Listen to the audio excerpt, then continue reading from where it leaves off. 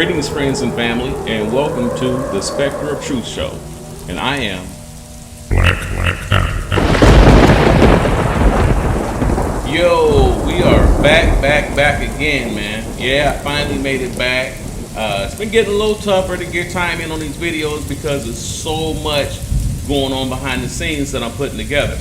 And it's all connected to this work. So we'll see how much I can get done. But if it's possible, I'm planning on pulling the sheets off of everything by Christmas.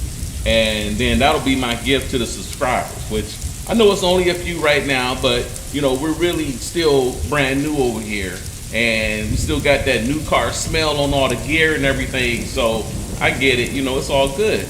But this is also for my viewers who don't subscribe. So I don't want nobody to feel left out. Like, you know, okay, you're not a subscriber, so you can't participate. No, man, anybody to get wind of it, come jump in if you want to be a part of it, man, and it's on. You know what I'm saying? So, but there's a lot of people who don't make contact. They watch, but, you know, you don't hear from them. They don't subscribe. They don't say nothing, you know, and they just quiet and just kind of check things out from behind the scenes, which seems to be about 5 times as many as who actually subscribe. So shout out to the shadow homies, you know what I'm saying? So it's all cool. I know a lot of people are very wary these days about these new cats popping up on YouTube out of the blue, such as myself. I get it.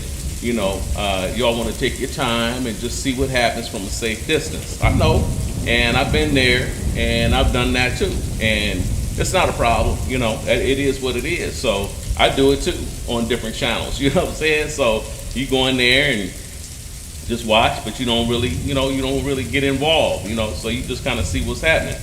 But all of you all, anybody that gets wind of this is welcome to partake of all the goodies that's about to drop, possibly by Christmas.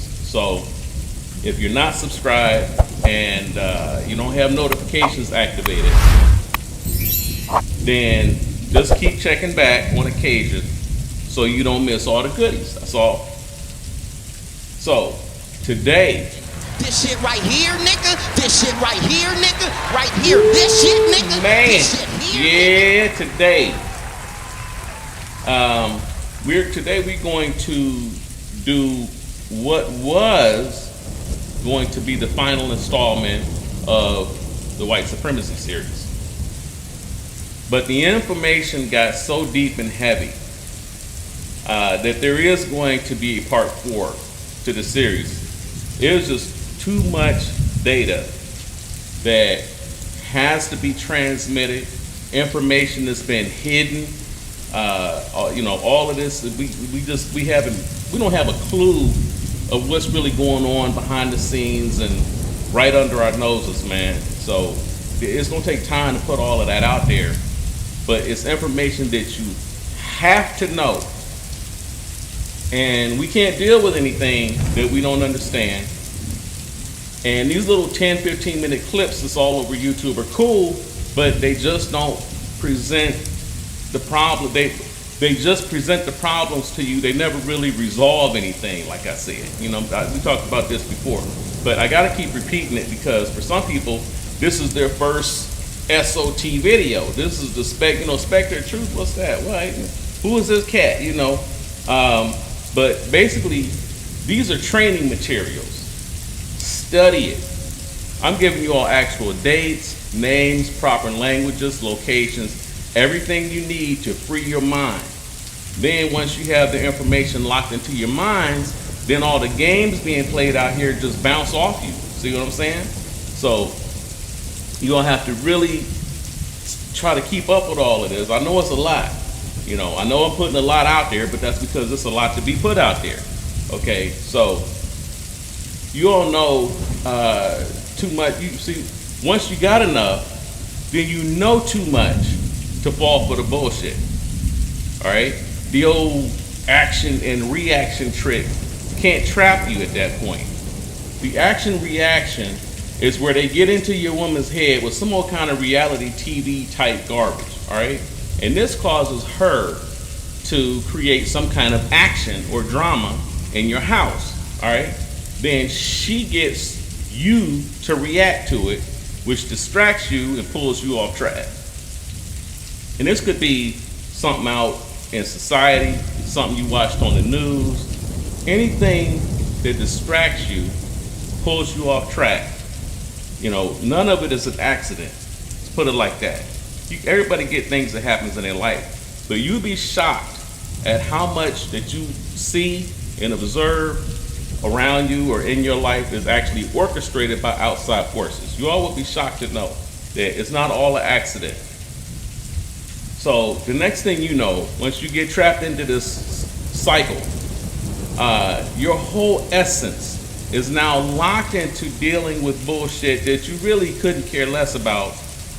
You arguing with your woman about shit that she's focused on, but again, it don't have anything to do with you. See, it's all a trap.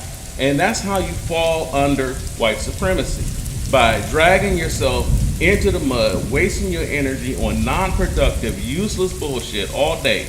And by the end of the day, you are exhausted from this shit, man. You're wiped out.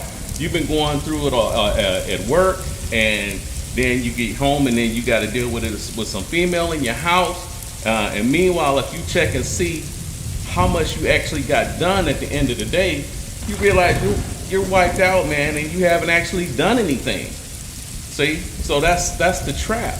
You get so caught up in the arguing and the fighting, and he said, she said, and why didn't you do this, and why didn't you do that, and why do you talk to me that way or treat me that way? But you ain't even said nothing to her, and there's text messages coming in, phone calls coming in. You're watching the news, and somebody got killed, you know, accidents, all kinds of gunshots over here.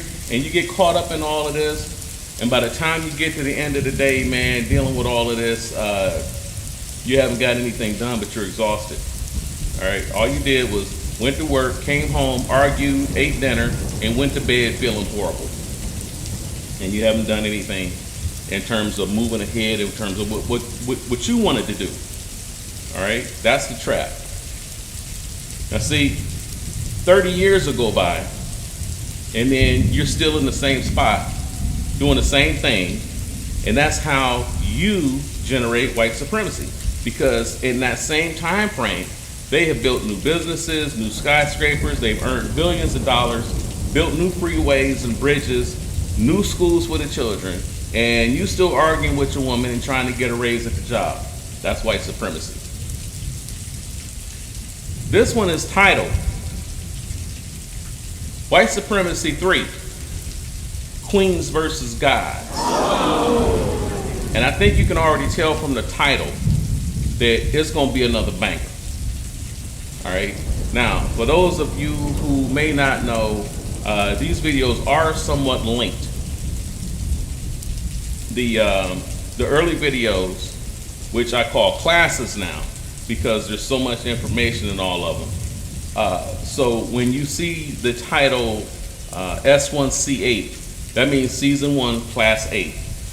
Now, if you go watch Class 8 and it doesn't make sense to you, or you feel lost, or you might want to go back and watch either the previous class/video, or start watching them from episode 1 and catch up. Start working your way through them. Now, my early videos lay vital foundational information, usually based on actual historical events, and the subsequent classes build on that information. So everything, you get this one, and then the next one that comes builds on it, and then that builds on that, that builds on that. All right, so each one gets a little deeper than the one before it. So some might be on the same level, but none will ever deal with just basic, low-level bullshit. Like whose album just came out, whose panties fell off while she was on stage, and all of that kind of reality TV garbage. We ain't dealing with none of that bullshit, all right? None. So even though I know that if I did, I'd have 100,000 followers and subscribers and viewers and all of that overnight, but no, that's not the focus here, and I have zero interest in any of that.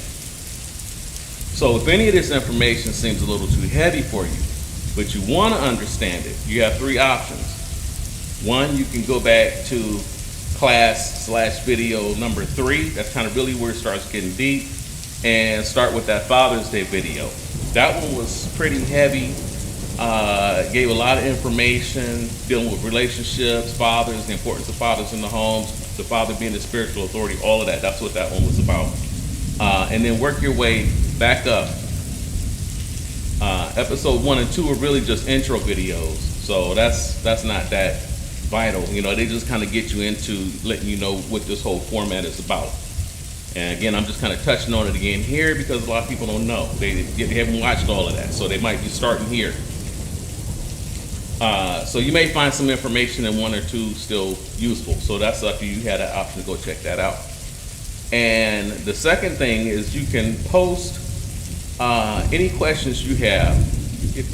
Talking about if you get confused, you can post any questions that you may have in the comments section below, and I'll try to answer them. So if you get lost, you don't understand something, put a question down there, and then I'll check it out and then get back to you. I'll respond to it. Your third option, and I always advise this, before you go watch any of these videos, get your pizza, get your burgers, get your tofu, your coffee, your green tea, whatever it is that gets you into your comfort zone, get that and get ready. And get your pens and your notepads and have them sitting right beside you and be ready to get busy. So you got to start taking notes on these types of videos because they are it's just all of us are too far behind to be wasting time letting valuable information slip past you, and you're not going to remember any of it. When it's all over, it's just, oh, that was cool, and you turn it off and then all that stuff is out of your head. But it's key and important information that will help you understand what's going on around you 24/7. Then once you have your notes later on, you can get back online and look up anything that you want to know. Self-education is the most thorough and practical way to learn massive amounts of information in a very short period of time, because you can work at your own pace this way, and you can go back and forth over the information as much as you want without anybody bothering you or urging you to move on to other topics. So with that being said, let's get to it. Queens versus God. I'm gonna kick that off with this. Do you believe in life after love? Esquire magazine will feature her in its annual Women We Love issue, and the feeling's mutual. You said a man is not a necessity, a man is a luxury. Like dessert. Yeah.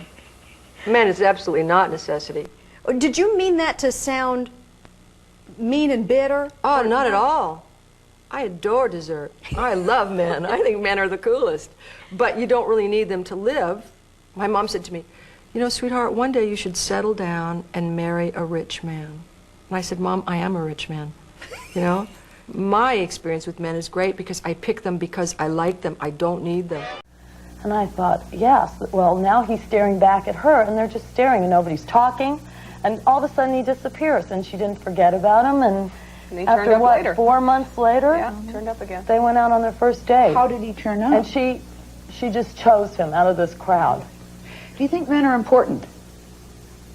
Like for what? We'll take a break. We'll be right back.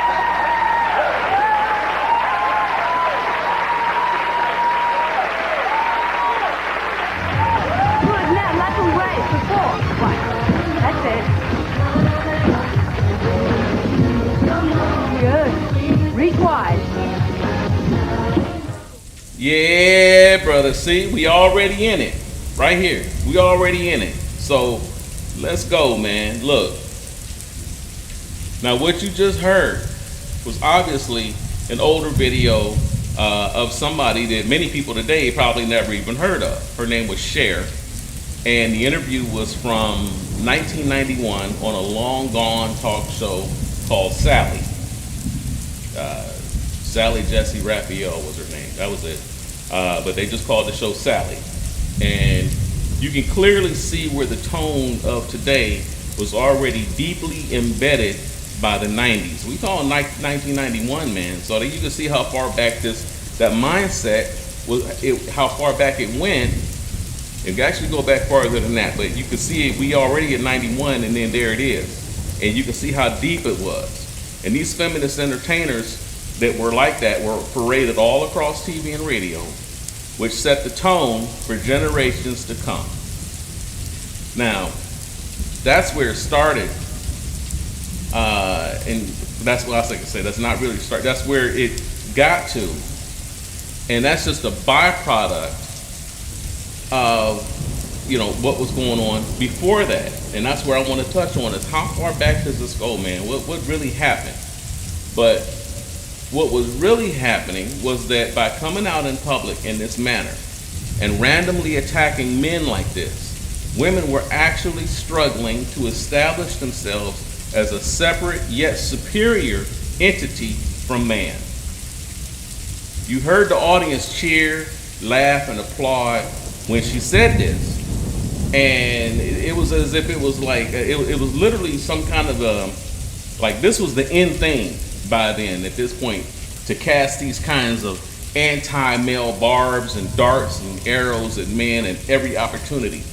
It was hilarious. They loved it. Everything. The men played their part. They thought it was cute. They didn't think, pretty sure they didn't think it was going to get to where it's at today.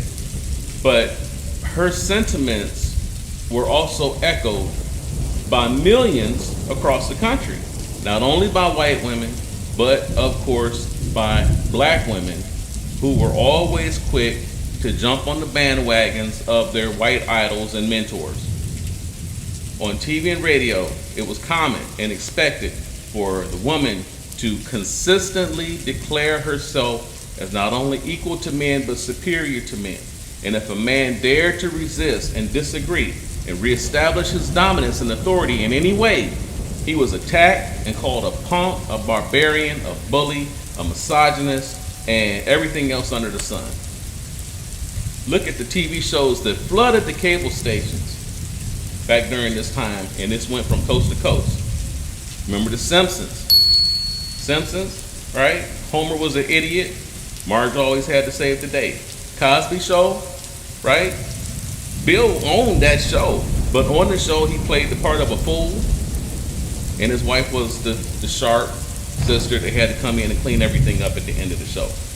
Living Single, right? All these women living together, don't need no man. Strong, independent woman, don't need no man, right? Living Single kind of really took things to a higher level as far as that mindset went, right? The guys in there kind of bumbling around, chasing after the women don't want anything to do with them. They were running their own businesses and they were, handling things, and the guys were just begging them and drooling at the mouth, right? Different world, same thing.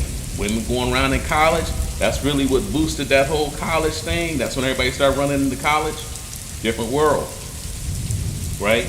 All the guys begging, trying to get in with the women just looking at them and laughing and walking away and leaving them standing there looking stupid, right? Family Matters, right?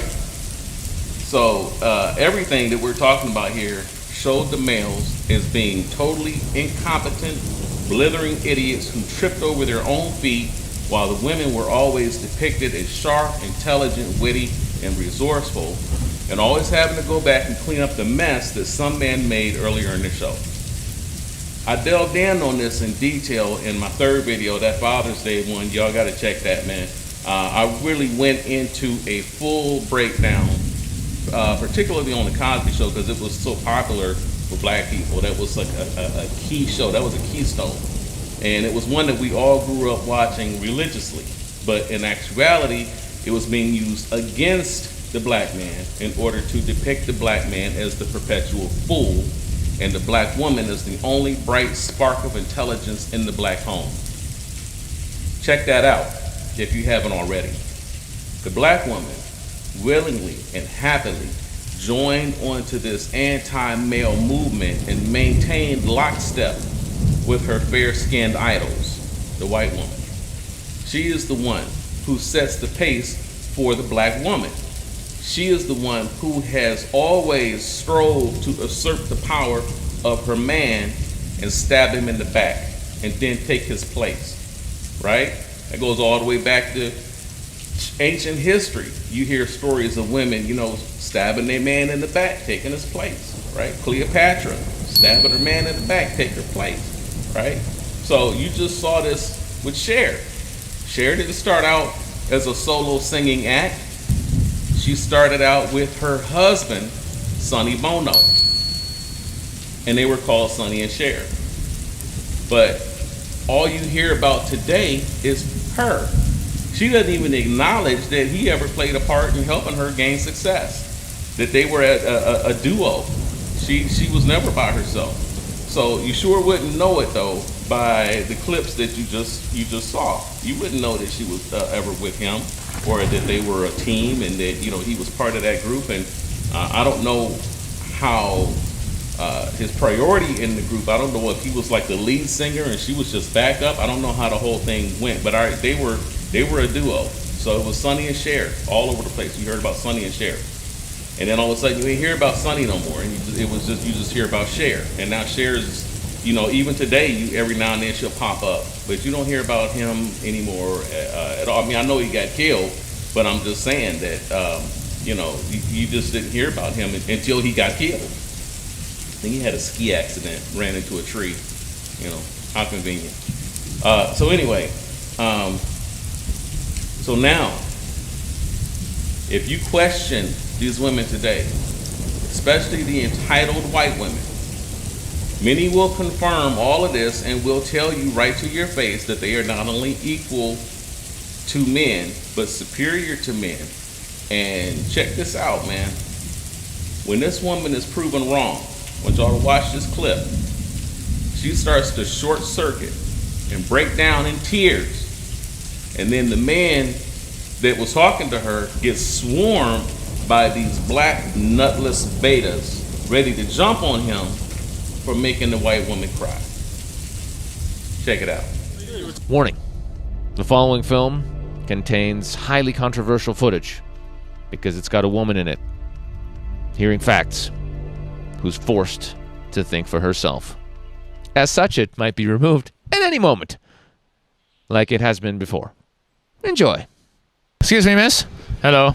Hi, can you tell me what we've missed here? Because it looks like something great happened and we just showed up now. What's going on here? Yeah, we're in acting class, and we've chosen political speeches that we admire, and we've taken them to the park to give to the public and practice just spreading the words that we find passionate and powerful.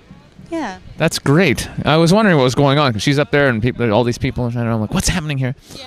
Fantastic. Can we ask you a really quick question for a little video? Just whatever comes to your mind naturally. What would you say? Can you name some things women just have a knack for more so than men? Probably compassion and empathy and generosity of heart. Yeah. Yeah, that's not, a lot of people go with that. And what comes to your mind if I say what would you say men are better at than women?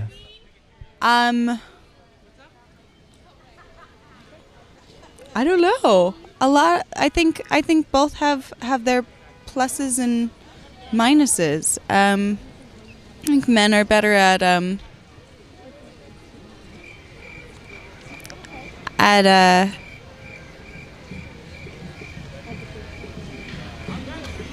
probably guarding themselves.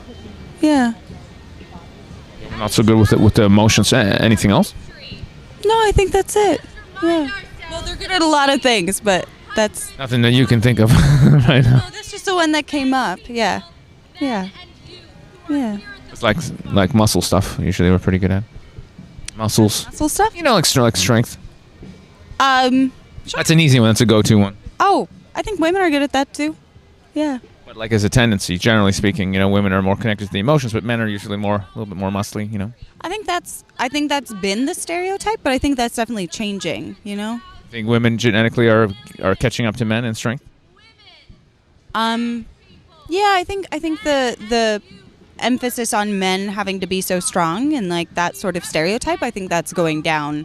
You think that it's an emphasis on men being strong, or men just are naturally just stronger because of their genetics? Oh, interesting. I think women are just as strong as men. I don't physically? Yeah, I do. But they're not though, right? They're not. Like, look at this. I'm a normal dude. Look at my size. I'm just bigger, right? So I'm gonna have more muscle. That's a normal. It's just how it is. It's not. But not all men. No, there are of course exceptions, right? Of course, there's men who are like this tall, and you could just slap them and beat them up with one hand. But generally speaking, of course, there's men who are intuitive and very emotional and in their hearts and very good at connecting with their emotions too. But that's more rare than a woman who naturally would be more inclined to be connected to her emotion. You know what I mean? Like we just have differences, and that's what we're just exploring. You know. We just find it really interesting how people are scared to say that we're different. I think it's okay to say that we're different. We all have our things that we're good at. Doesn't mean any sex is superior, but we're just different. We're just not the same. You know. I think it's just the word strong is a difficult one to apply to this because it's like saying women aren't strong. We're only talking about physical strength. We're not talking like overall strength or goodness or any of those things. Just physically. That's all it was. Yeah, I think I get that. But I'm just questioning if there's another word that might, make it easier for people to say yes or no to that, I don't know. What's another good word for strong? No, that's what I'm proposing is. It's a good word, though. Strong is the word. Strong. Look at that. That's strong. So yeah, that's that. But don't you think it's interesting though that that you yourself you kind of struggled when we asked what are men better at? You kind of it was a struggle. It was like there was some part of you that didn't want to admit that. Because you don't want to go towards I don't want to go towards the like hyper masculinity and like feed into that sort of like box that men are put in, and there's a box women are put in, and so I think it's a challenging time to be like what.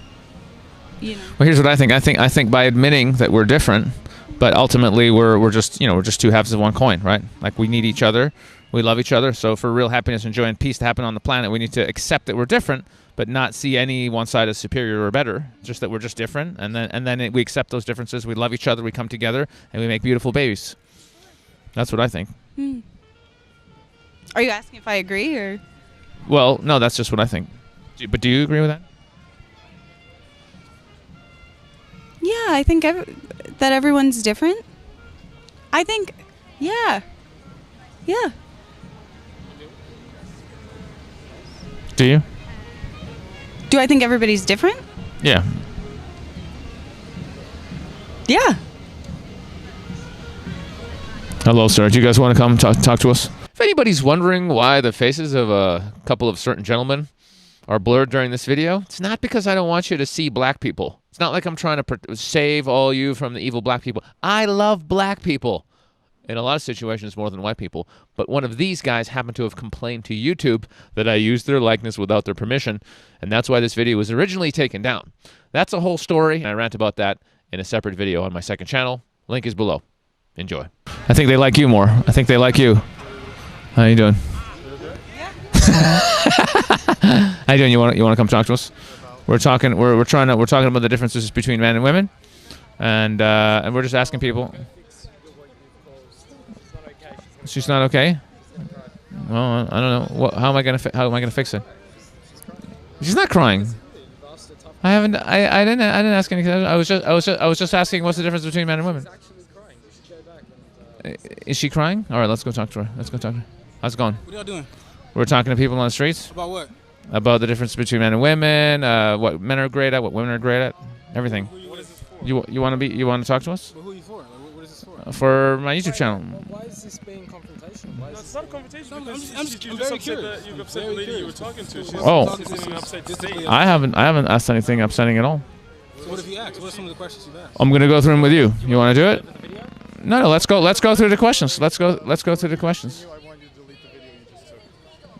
All right. So we're gonna go through the questions. There's no need to be confrontational. Pause it. You were very confrontational to that woman. Hang on. Were you confrontational? I don't think so. No, I don't think. I know that was intense, right? So when that happened, I couldn't believe. I'm gonna share with you guys what happened, just because it's interesting, right? I couldn't believe it because I didn't ask anything wrong at all. I was just questioning her belief that men were not stronger than women physically, it seemed pretty insane. Just ridiculous. It's a lot of programming. So I just wanted to gently prod and be like, hey, because I couldn't help it. I was just like, really? And and I had no idea that she was upset. So I was so shocked when they're like, she's crying. I was like, what? So I wanted to go over and make sure she was okay, and make sure, whatever. But then these guys came over and they started arguing and stuff, and it was it got really crazy. There was one guy, I think you only see him for a second. There was this white guy who was basically trying to put this narrative like, yeah, you've upset her, so it must be your fault because she's upset. And I was listening to them like, no, I don't agree with that at all. Actually, it's up to the person themselves to be responsible for their emotions, because a lot of situations in life, somebody could take offense, but no offense was intended. There was a story in a paper in London where, a guy offered an older woman a seat on a bus, and she was like, oh, how dare you? What are you saying? I'm old. I'm only 57 or whatever. So she's offended, and the guy was trying to be a gentleman, a nice, kind person to let someone who's a bit older sit down. So it's up to us to be in charge of our emotions and our state. So it's really insane for him. So this guy was blaming me, like, oh, you must have done something bad. I'm like, no, your friend's crying has nothing to do with me. I'm just out here, asking questions, and that's it. So, but that's sort of like self-development stuff, and most people they're not really, anyway. So he was quite lost himself. And then these other fellows that came in, fellows that happen to be black, I really like those guys, actually. They're interesting. We actually had an interesting debate with those guys afterwards, which would just take too long to go into. But, yeah, once they realized, we were just asking questions and stuff, everything was okay.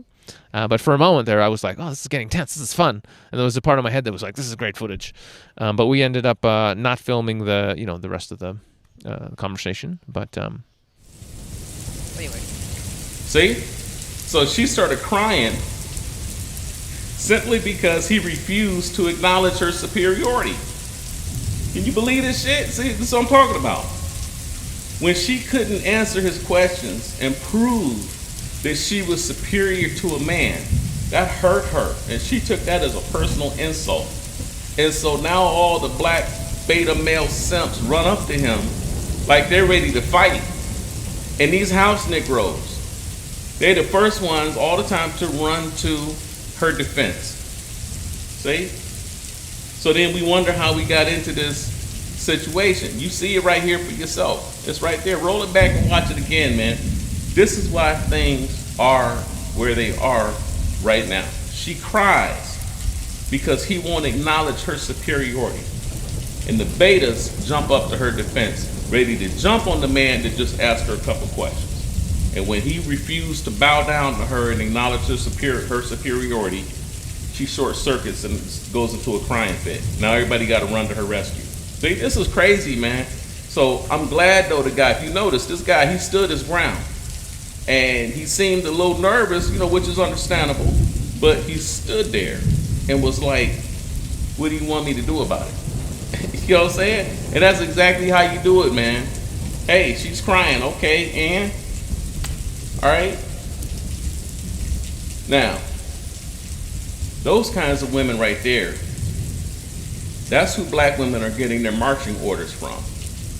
Those are the ones who are setting the pace that black women are trying to march in lockstep with. All right?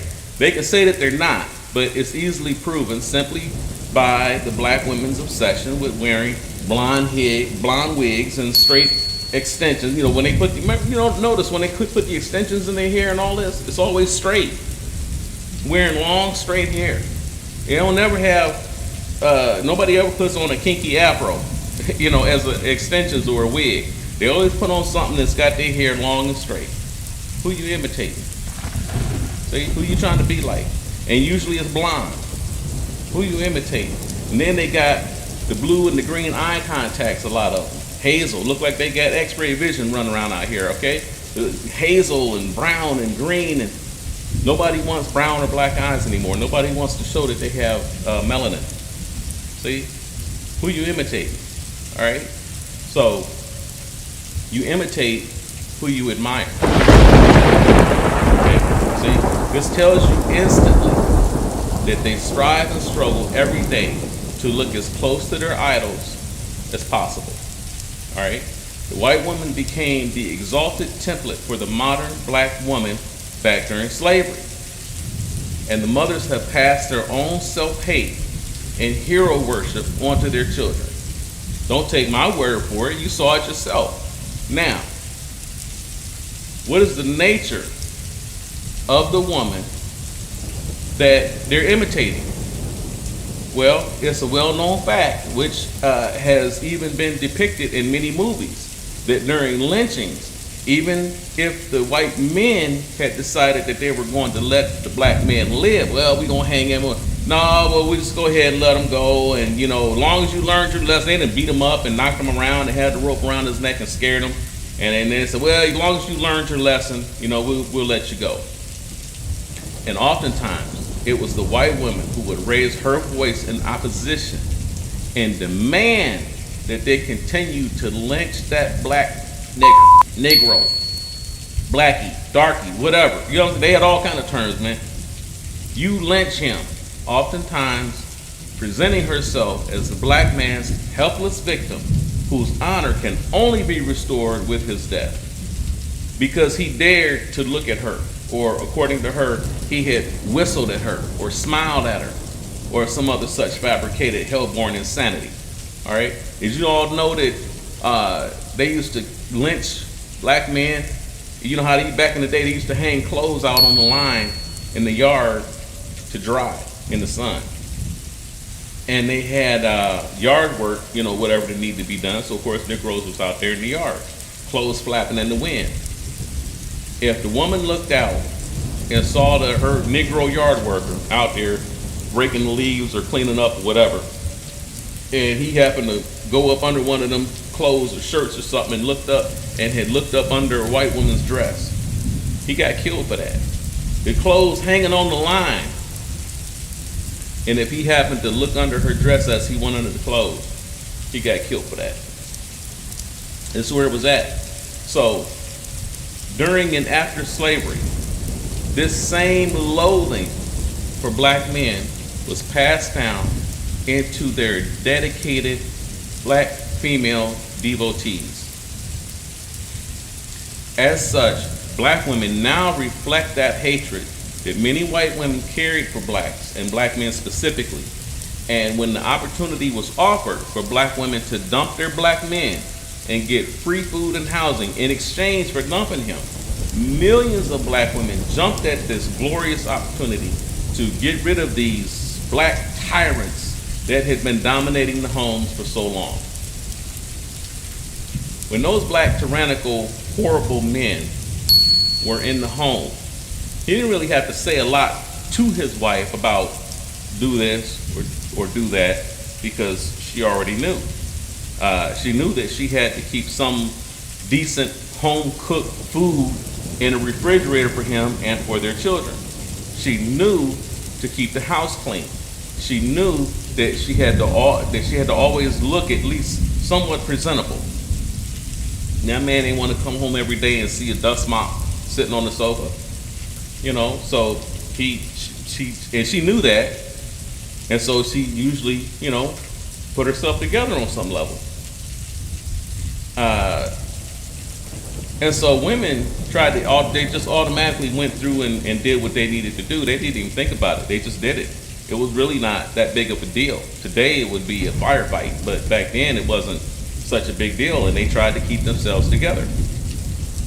On top of all that, she knew that she was not allowed to just brutalize her children. Couldn't do that. If a man came home in the pre-90s and saw, when I say pre-90s, some people may not know, when I say pre-90s, you got the 80s, 70s, 60s, 50s, 40s, everything that came before the 90s, going all the way back to even into the 1800s and even back before that. You can even go back into ancient Africa. You know, we can go back to 1000 BC. Pre-90s is everything before the 1990s. And, you know, when you look at these different dates, times and things and situations, the black community gets stronger the further back you go. Now, ironically, the further back you go, kind of the closer to slavery that you get, you know, and you can get all the way back into the 1800s, you can get back into slavery. But the strength of the black family was stronger the further back you go. And the further you come away from them getting their ass whooped, you get up into modern day, and the weaker the family guy. So do black people have to have their head knocked in and be jumped and beaten and whipped on in order to do right? Or do they need a common enemy to unite them as a whole against this enemy? When that enemy is no longer there, they break camp and it's, you know, like couldn't give a damn about each other. What is it that causes black folk to break apart during times of basic freedom, essentially, you know, way more freedom which we've ever been in thousands of years, all right? Because there was oppression going on in Africa. You wasn't free back then. It was African wars and oppression, and there was a lot of stuff going on back then. Different countries invading other countries. There was all kind of stuff going on. So, you know, why is it today that during one of the better times that we've lived in, the black community is at its weakest? So that's something that needs to be looked into. But back to this situation, in the pre-90s, if a man came home and saw that his woman had been brutalizing the children, it was very possible that she might get the same treatment that they did. So men really didn't have to do that. They didn't really have to jump on them all like that too much because the women already knew. And so they didn't bother testing it. You know, the women in the pre-90s had what was called obligations and expectations. That's really what marriage was supposed to be about. Since the conception of marriage, it was where men would choose certain women to be with him. They had multiple wives. You know, when you get back to a certain period, they had multiple wives, okay? And this was considered normal all over the world. So the man would choose the women to stay with him whom he felt were best suited to fulfill his expectations. This meant that he expected to be treated in a certain way. And she was expected to be respectful to him, his home, and all of the people in it. She was expected to wear certain clothes a certain way so as to be decent, presentable, and pleasing to the eye at all times. And she was expected to be knowledgeable about certain things as they pertain to his particular interests. What? Oh my God, what do you mean his interests? What about hers? What about what she wanted? See, that's that kind of talk is like curse words today. His interests. See? Well, look, this might sound crazy to these modern females today, but back then, having a family and a home to take care of and children to raise were her interests. Because the women back then were, wait, now get ready for this now. I hope you're sitting down, because this is going to mess a lot of y'all up. But the women back then were family oriented. I know, get you a sip of water. I know, that messes you up. I know, I get it. That's right, ladies and gentlemen. I know how crazy that sounds. But yes, many of the pre-90s women actually wanted to have families. And they wanted to take care of their husbands and their children and their homes, okay? And the further back you go, the more protective of their families that those women were. They wanted to know what the man liked and what he wanted and what made him happy. And then they conformed to what it is that he wanted. And in exchange, while she was in that house, she was protected. He provided for her, he took care of her, she got all of her needs met, and all she had to do was take care of him and the children in the house. That messes people up today. They can't even comprehend that, all right? They took pride, those women took pride in having clean, healthy, intelligent children and a clean home and a contented husband. She knew that she had a direct hand in creating that environment. And so those women took pride in it. They could go into their clean house and see their little children looking like new pennies come running across the floor, fed and healthy and happy, and they got their little books and teddy bears in their hands, whatever they had, and she knew that this was her home, this was her family, and that made her proud. The family meant everything to those women, okay? And most of those women would have sacrificed their lives to protect it, but not all shared that same pride in her family. The seeds of dissension had been planted. See what I'm saying? Is everybody didn't share that mindset. And those are the ones that you've seen today that have kind of multiplied more so than the people that did care about family. Because the ones who didn't care about family went out and had sex with anybody and everybody they wanted, and they'd have 7, 8, 9, 10 children into a home, you know, and just overflowing, and then they couldn't take care of them. Kids out in the streets running around getting into things. The people that cared about their families only had usually 1 or 2, maybe 3 children to a house, and so then they did well and grew up and moved on into bigger and better things. But the ones that you saw having 10, 12, 15 children coming out that house all over the place, and then they end up repeating that behavior. That's why you see more of them everywhere rather than people that's decent and try to do it right, because they just weren't having that many children. Sometimes they didn't have any. All right, so that's all you see out here today. Okay, but in terms of dealing with the decent ones, see, back then little girls were raised to have a desire to have a husband. They were they wanted a home, and they wanted children of their own, and they wanted to be the ones chosen to hold it down while the man was away, and they wanted to take care of him when he returned. That wasn't considered a chore or slavery to her. She wanted to do all of this. They took pride in it. So even the little girls' toys were designed to reinforce this thinking. They had little baby dolls to play with as children. They had toy ovens that actually cooked real little cakes and cookies, all right? And this made them want to learn to cook. The mothers used to have their little daughters helping them in the kitchen to make dinner for daddy, because daddy was everything. Daddy was the protector. That was dad, man. That was, that was the source. That was, that was the backbone, the spine, the spiritual authority of the home. And so when he walked in the door, it was like, everything is going to be okay. No matter what happened, dad here, man, it's going to be all right. And that was really thinking back then. And for the most part, they were right. Neither of them considered it a hateful chore in terms of the daughter and the mother cooking food and taking care of daddy. They didn't consider it a hateful chore. They considered it an honor to cook for daddy and to serve him his food, because those women understood that daddy was their champion. See, these little bedwenches today don't understand how vital that the father is to the home. That's why they're so quick and easy to run a man off, because they have no idea what she could have had if only she could control herself and keep her mouth shut.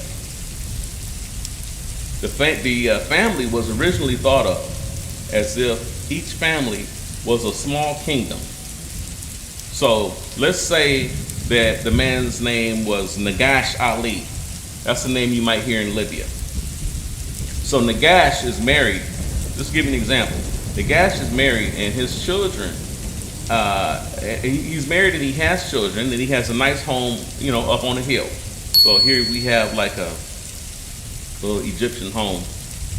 And, wait a minute now. Isn't that interesting? Notice how an ancient Egyptian home looks very similar to the homes of the early adobe natives from right here in USA. All right, well, anyway, so I got a little distracted there. So our hero Nagash was the king of his home, and his home was his castle. His wife was his second in command, and her job was to take care of and maintain the home.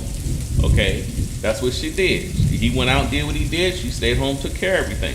So when you go to work, even today, we go to work, we leave out, we want to know that everything back home is taken care of. We can't be in 2 places at once. So you want to have somebody you trust back there taking care of things. If everybody is out running around trying to take over Verizon and Microsoft, who the hell taking care of your house and your children? And that's why everything is so wild and crazy today. Nobody wants to be bothered with that. Everybody want to go out and take over Microsoft. All right? So, but Nagash, you know, it wasn't like that back in the previous days, in the pre-90s, and it sure wasn't like that if you get back in the ancient times. All right? So, the kingdom of Ali is what they might call it, because everybody in that home had the last name Ali, Nagash Ali. So they all had the name Ali, all right?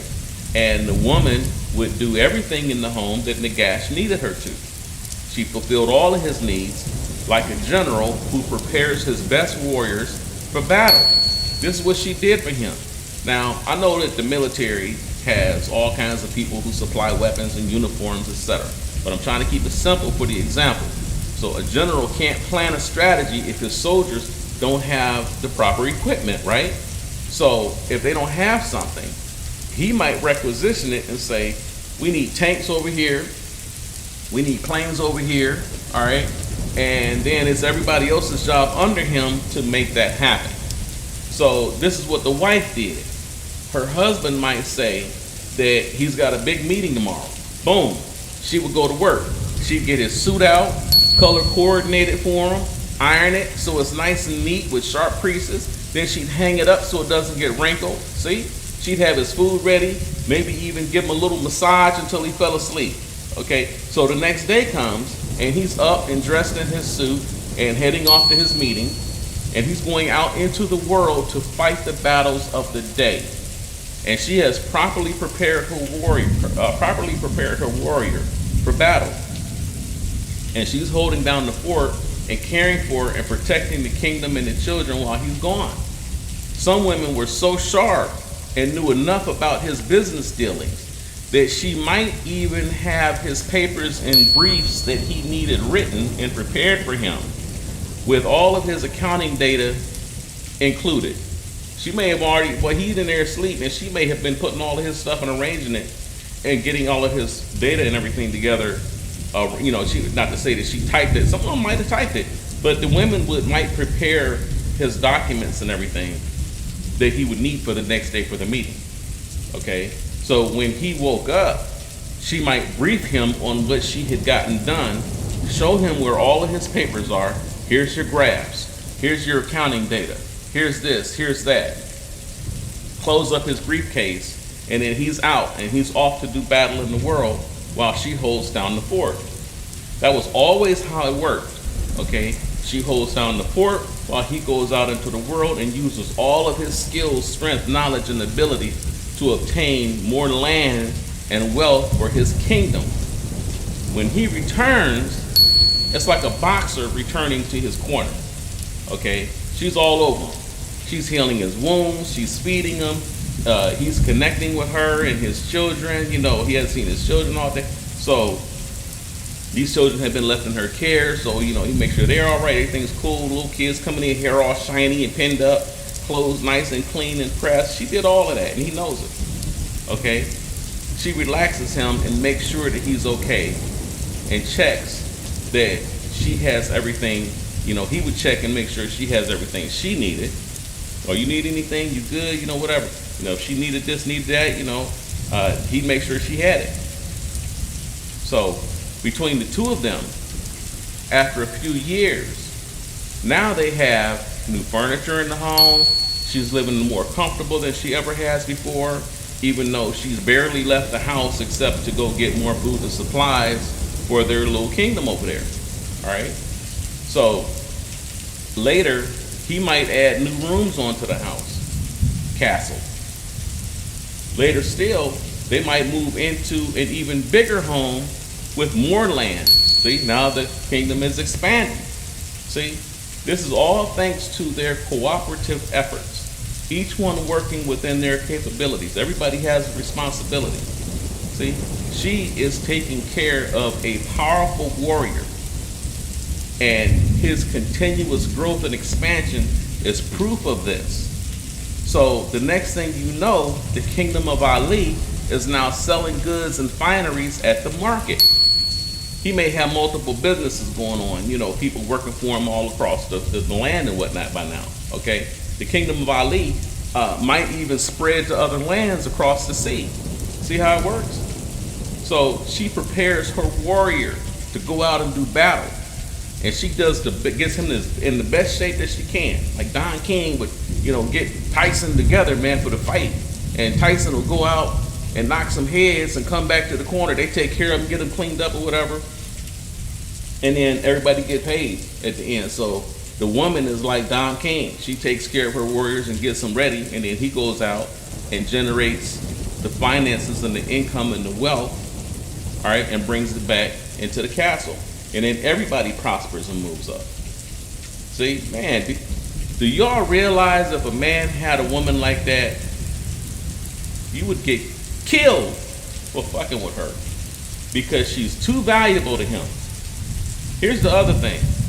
His woman or women, his harem and his children were all, don't see, the women today get mad if you say harem, but this went on for thousands of years, man. And today they get mad about it, but that's the condition. The only reason you weren't allowed to have children later on in modern day is because they didn't want too many slaves on the plantation. They had to keep the populations down because they didn't want to have to feed all of them. That's all it was. Y'all talking about all caught up in all this love and stuff, but for thousands of years, you read in your Bibles, everybody in that Bible that y'all read, or you have it and don't read it, but everybody in there had multiple wives. Y'all don't think anything about it. But then today, if somebody brings up that topic, I don't know why anybody would want a whole bunch of them, but they had them. All right. One thing you can think about: if you got one person in the house making $30,000 a year, that's, you know, he probably doing all right for himself. If he's making about $30,000, if she's making, a woman live by herself, she's making $30,000 by themselves, they probably doing all right. If they get together, you have a $60,000 a year household.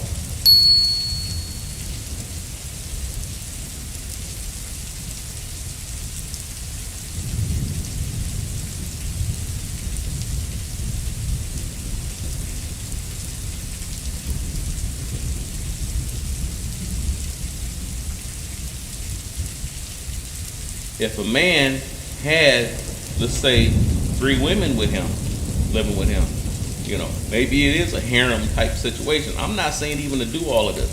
Definitely don't marry him, because if you marry him, you know, now you really messed up, and that's against the law. And you know, you sure don't want have to pay child support for all these children that they might have for you, whatever. There's consequences to everything. But if you did have 3 or 4 women living with a guy, let's say you went back into some of this, all right, you would have a household bringing in $120,000 a year. Okay. Now, who out here is making $120,000 a year by themselves? See what I'm saying? So, if you had a way to organize that, if you could do it, y'all could be sitting, man, y'all could be paid. But we don't get along with each other well enough today to have anything like that. But that's what you could have. So anyway, let's go back into this. Those women that the man had were under his protection. This is how important that they were to him, because of what they did for him, because of what they brought to the table. Those women wouldn't run around talking about I am the table and all. See, there's all this ignorant modern bullshit. Anyway, those women were sharp, they were intelligent, and they knew what the deal was. Okay? So, if anybody messed with them, those women were under his protection and authority, no matter where he was in the world. We can use the ancient Roman Empire as an example, since America was based on that civilization. So, let's say that a Roman naval commander got word while he was off on a campaign that his castle had been invaded and all of his women and nobles had been taken.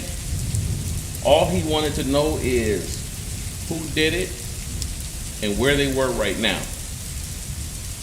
He would finish the campaign that they were on, because they all across the ocean and everything, and they in a whole nother land. So he would finish the campaign that they were on, if it was possible, and wipe out the enemy. It might be weeks later, maybe months, but eventually the one that had invaded his castle and stole his women would see a massive fleet of ships on the horizon.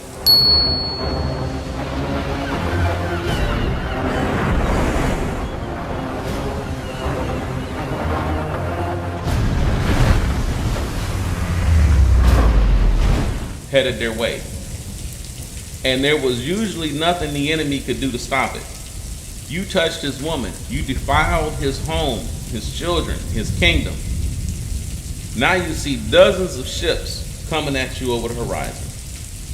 In fact, if they were letting you see that the ships was coming in for a landing, it was usually a distraction from the fact that they already had landed thousands of troops overnight, and they were headed your way from both sides. The ships coming in from the front were a distraction. See, that's how they got down back then, man. So by the time you saw those ships, you were already surrounded and didn't even know it. You were already dead and didn't know it. Now the thing was, they weren't coming just to take back their women and children. That was part of it. But they were coming to take back what was theirs. But they were also coming to take everything that you had on top of it, and to wipe out your entire kingdom. They would wipe you off the map so that nobody ever knew that your civilization, that your people had ever existed. That's how they did it. Those people didn't just kill you, they tried to genocide you off the face of the earth for touching their families and homes and children. That was the penalty for defiling a man's home.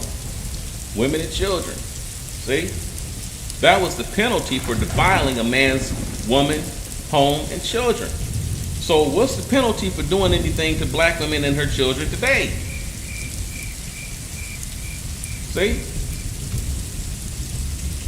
So that strong family unit is that was the nest that was breeding people like Malcolm X, Martin, Garvey, Booker T. See? Nah, man, they got tired of dealing with all them black guys, man. It was too much. Too many black guys coming out of there, not enough niggas. So they had to get rid of that. See? It's hard to deceive intelligent and productive people, but you can run right over a fool night and day. They'll fall for anything. So that strong family structure had to go. But how? How do you break up something that has endured for eons and is so strong against all adversity? Well, the wickedly wise understand that even the finest suits can be unraveled if you can just find a single loose thread. Then if you can pull at it and manipulate it enough, the whole suit can eventually be made to unravel. That single loose thread was the woman. The threads began to show themselves actually way back during World War I, which lasted from 1914 to 1918. Now we're back at the beginning. See? For while the men were out fighting wars and working from sun up to sundown, striving to build their own little private empires and to provide for their families back home, they had no idea that their women were harboring a dark secret. The women were harboring a growing resentment towards their men. They were jealous of the fact that the men were able to go out into the world and essentially do as they pleased, while the women stayed home with the children, awaiting his grand return. What? What happened? How did we, what? I thought y'all was cool with it. What? What you mean? Why does it sound like y'all mad about this? See what I'm saying? He had to wait for him to come home. See the turnaround? What happened was the men had allowed the women to get too comfortable. See, back in the earliest days of human civilization, when people lived in small villages, and their only defense was a sharp stick and stones, and people were extremely vulnerable to the elements. Women had to wash clothes by beating them on rocks down at the creek. They had to pick their own fruits and vegetables from the vines, and bugs and everything eating them up, animals and stuff, lurking around every corner. Okay, and they had to cook enough food over an open fire pit to feed the entire village. They did whatever was necessary to stay in the good graces of the village elders and the chieftain, or risk possible exile from the tribe. You couldn't be in there causing no trouble. For a woman to be forced out into the wilderness alone was essentially a death sentence, and they knew it. So the women were eager and happy to do whatever was necessary to be chosen by a man as his wife and to stay in his good graces. Even the threat of sending her out into the wilderness on her own was enough to make women during those early days beg and plead to be allowed to remain, swearing to do whatever it took to make him happy. But by the early 1900s, women had washing machines. They had, they didn't look like they look now, but they had washing machines. They started having refrigerators, freezers. They could stay in the house safe from any wild animals out there. Just go in the house and close the door. House that the man built and close the door. Some of them even had, eventually they started having cars. And women started being able to drive and stuff. And they also could take taxis anywhere they wanted. They had warm, soft beds to sleep in. And they almost had a never-ending supply of food and fresh, clean water. Some even they started having indoor toilets. She didn't even have to go outside to use the bathroom anymore. They used to have outhouses, and they had to go outside and across a field, and there was a little shack out there with a hole dug in the ground, and the woman had to sit out there in the cold, all the way, the men too, but men could stand up and go anywhere, man, but the women had to go out there to that outhouse and sit out there in the cold and use the bathroom. Okay? These women did all these luxuries caused the women to become spoiled, discontented, and resentful as she longed for more in her life than a man in a safe, happy, and healthy home for happy, safe children. Okay? She wasn't happy with that anymore. That could not make her happy. That was the basics now. That was nothing. So women finally got their chance to break free during World War I, when President Woodrow Wilson back then had authorized the establishment of the Selective Service Act in 1917.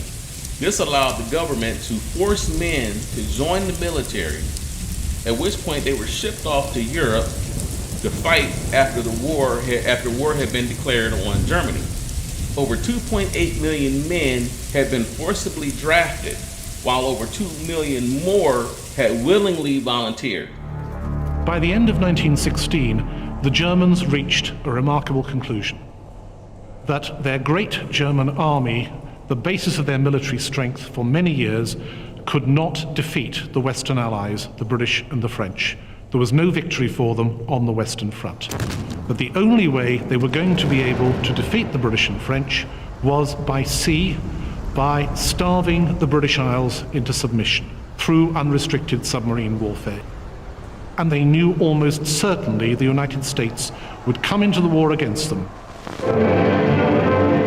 April 6, 1917, and the United States took up arms to join the Allies. Recruits came, bankers, bakers, men from every walk of life. Goodbye Broadway, and over there were the songs as they sailed. The Yanks are coming, as the camouflage... By early 1918, there is only a few thousand American troops in France.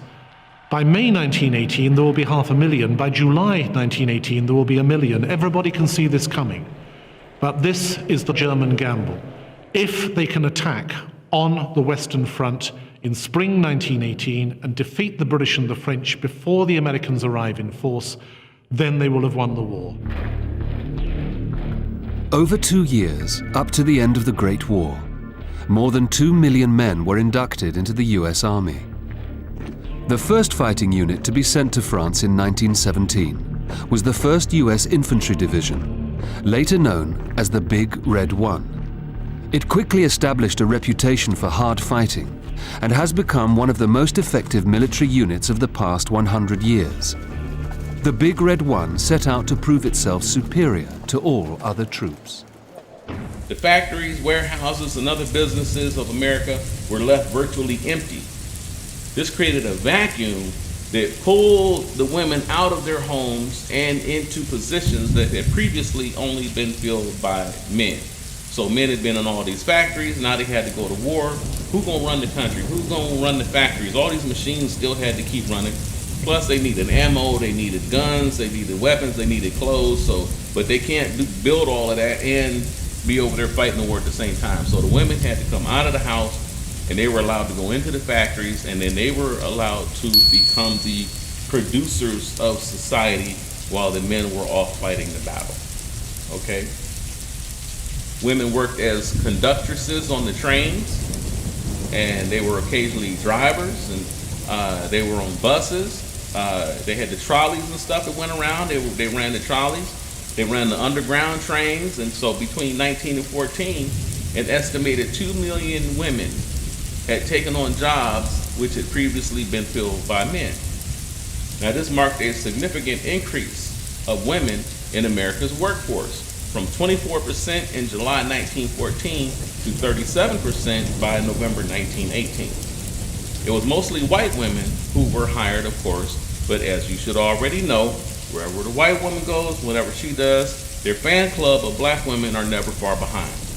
So wartime production demanded the mobilization of thousands of workers to make steel and rubber, to work in petrochemical industries, and to build ships. As a result, African Americans made huge gains in employment, even while also facing continuing discrimination.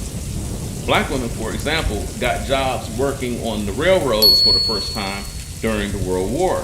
They worked as laborers, cleaning cars, wiping engines. Can you imagine wiping down the engine of a train? Your job is to keep the engine clean, and so you're wiping that whole train down with some rags. But they did it. And they also were tending to the railroad beds, the tracks, the ties, and all of that. They took care of everything that was they were out there. They were all over the place. So one such black woman was named Helen Ross, who worked for the Santa Fe Railroad. In an interview with the Women's Service Section of U.S. Railroad Administration, Ross described the advantages of her railroad job. She is reported the same, quote unquote, and this is Ross here. All the colored women like this work and want to keep it. We are making more money at this than any work we could get. And she's talking about before the war. And we do not have to work as hard at housework, which requires us to be on duty from 6 o'clock in the morning until 9 or 10 at night, with mighty little time off and very poor wages. Okay, let's stop here for a minute, because right there, ladies and gentlemen, what you have is on record, dating back to the early 1900s, a documented commentary of what might have been the earliest sign of open rebellion from a black woman, as she clearly expresses her discontentment in her position of being merely a housewife. She was upset because she wanted more than her man could provide. She continued, "What the colored women need is an opportunity to make money. As it is, they have to take what employment they can get, live in old tumble-down houses, or resort to street walking. And I think a woman ought to think more of her blood than to do that. What occupation is open to us where we can make really good wages? We are not employed as clerks. We can't all be school teachers. And so we cannot see any use in working our parents to death to get educated. So of course, we should like easier work than this. If it were open to us, then this is what we would do. But this pays well and is no harder than other work that's open to us. With $3 a day, we can buy bonds, we can dress decently, and not be tempted to find our living on the streets. See? Now, she said she's living in old tumble-down houses. Here's some photos of what a few of those houses looked like back then. She's likely talking about something like these right here. Okay, now I personally would have been highly offended if my wife had talked like that about a home that I had worked day and night and risked my life to try and provide for her. And this was the absolute best that I could do during a time where if you sneeze, you got lynched. You know, if you cough, you just come up missing and disappear. All right, so they were trying to do the best that they could. You talking about black folks, particularly the black men, who were fighting against an entire government, an entire society was against them, and funneling and channeling them down into the roads of poverty. All right, so they finally built a little shack out somewhere, so they got something, and she's complaining about that. A lot of those houses they had back then, those men had built with their bare hands. Just, hey, we got something, and she complaining about that. Even that wasn't enough. Okay, you wouldn't have had nothing if you hadn't got that. See what I'm saying? But it's not enough. So old tumble down houses. Okay, so look, you tell me that the house that we live in is old and tumbled down, we're gonna make sure that that night you don't have to live in it. You should never have to live like that. So let's get you packed up so you can go move up in the world. Am I right or wrong, brothers?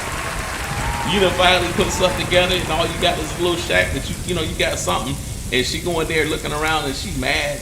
That's all we got? The old tumble down shack, or maybe she fronting with you like she's okay with it, but then when she start talking to white folks, she call it an old tumble down shack. So you make sure she don't have to live in it. See what I'm saying? That's how you deal with that. But you can see where it started. You see where this thing, came from. Okay? And on top of all of that, you got to keep in mind that during this time period, these people were only about 50 years off the plantations. I mean, damn, what kind of house is a man supposed to have? What's he supposed to have you in and you fresh off the cotton patch? What is he supposed to have you in? Okay, so another thing that she said, these old tumble down. So, look, most black folk lived like that back then. So what is she comparing it to? Y'all already know. She's comparing her little shack to white folk homes and putting theirs down because she wants to have a little more like her idols. See? That shack that the black man got her in, that ain't enough. So she's happy to finally get to work in the railroad so she can move him a little further ahead than what he can by himself. Okay? So, this is what I'm saying. She didn't want to be in the house no more. Look, let me get out and let me do something. I'm good. I ain't trying to be, no, we got to do better than what he doing. See? Now, it's fine for a woman to work and contribute to the house, like I've been saying, for her to help and to move him ahead. That's how it should be. But for her to spit on what he had already gotten them, where he had already gotten them single-handedly, well, now you see where the little funky Europeanized attitudes started from that these women have today. And that's my point. In situations like this, go back and listen to her comments again, then ask yourself, is she doing all of this work to pitch in and help him? Or is she doing it all to improve her own life? See? Now, that's key right there. You can see where their hearts and minds were even back then. Now, dig this. Here's how their idols did them. When the war ended in 1918, the men returned from war and they needed work. So of course they went back to get their old jobs back. And instantly, 750,000 women were made what they call redundant workers, which meant that they had too many people working and not enough work. So the women were not only fired, but they had instituted what they called marriage bars, particularly in teaching, nursing, and civil service positions.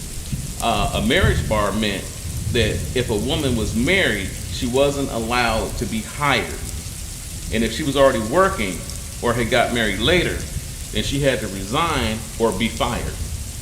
The women were sent back into the homes to cook, clean, and take care of the homes, while the men resumed their positions in the warehouses and factories, and the women hated it. Man, you talking about some pissed off folks. See how it started? They didn't want to just sit in the house anymore taking care of all them damn kids. See, now we getting it, but now we're sitting in the house taking care of these damn kids. See how it changed?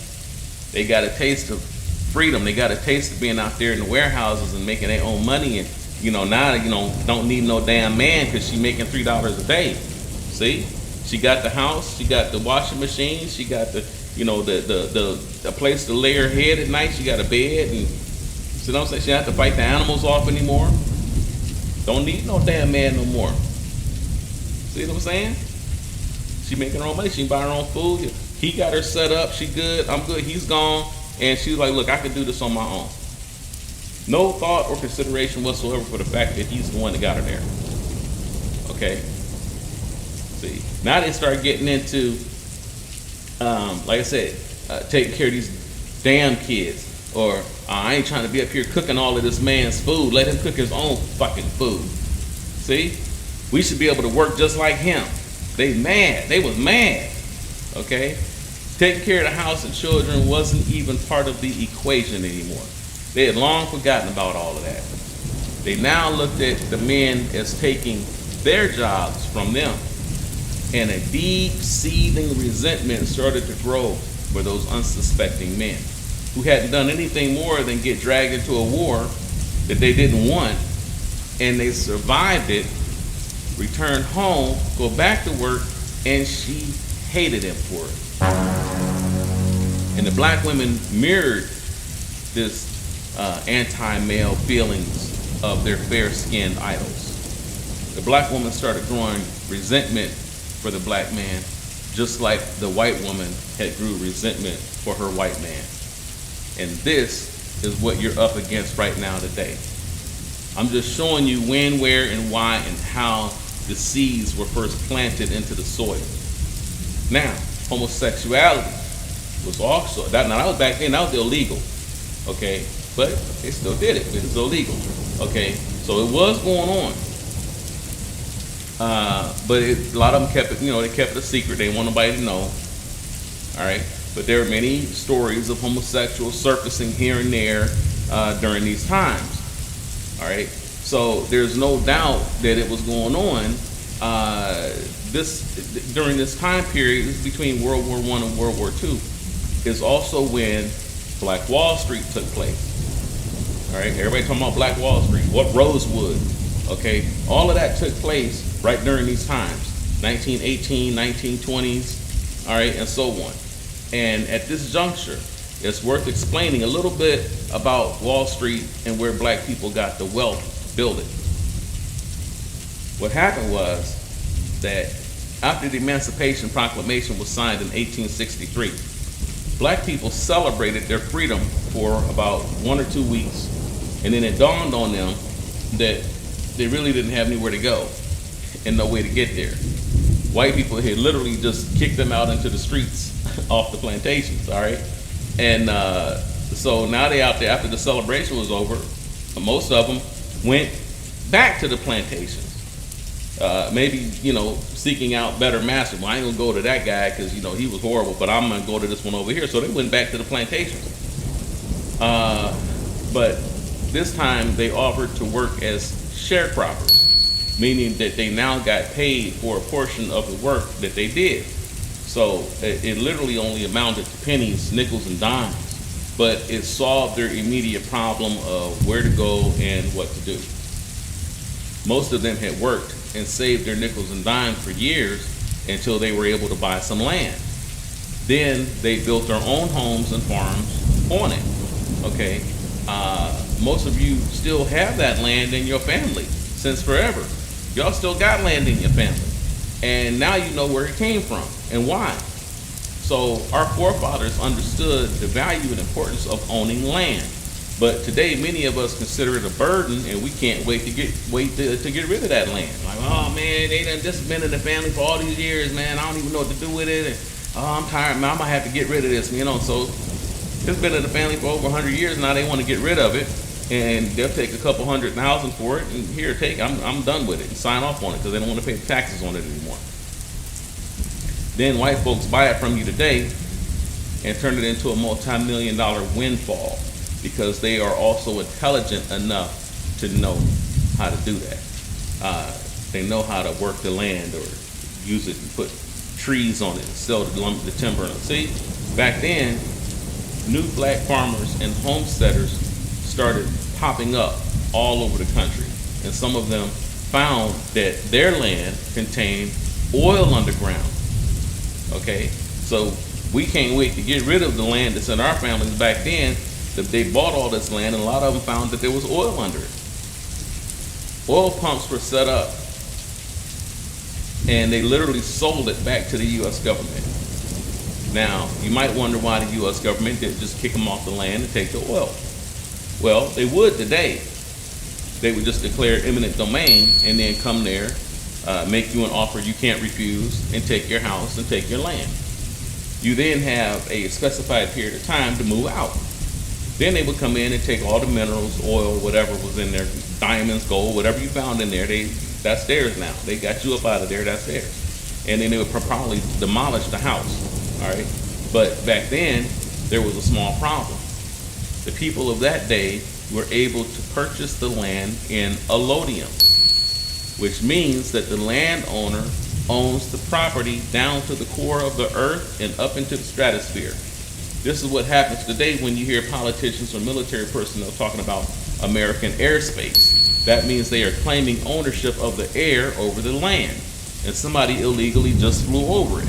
All right, you're illegally in our airspace. That's what that's talking about. Okay, so they also own any minerals under that property, such as oil. So you may have seen some of this represented in cartoons, where the city is forced to build a freeway that wraps around a single little old lady's house, you know, in the middle, and she won't sell it. So, but she owns the land and the mineral rights. So she owns it allodium. So they have to build the freeway around her little house. She won't sell. All right. But those cartoons are based on reality. This is going on right now with a woman's house in China. Okay. Where they literally built a freeway around her house. She wouldn't sell because the home that they were going to put her in was beside a mortuary. She didn't want to be over there. All right, so this is how she's living today.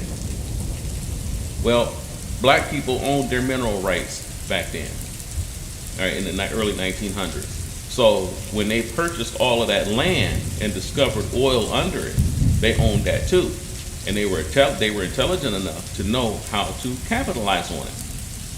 Check it out. A lot of people don't know how they talk about Black Wall Street, don't really know how they started and how they got down back then. Check this out.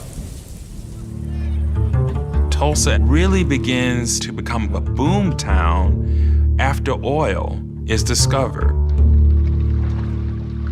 Much of it was drilled on land owned by indigenous and black people.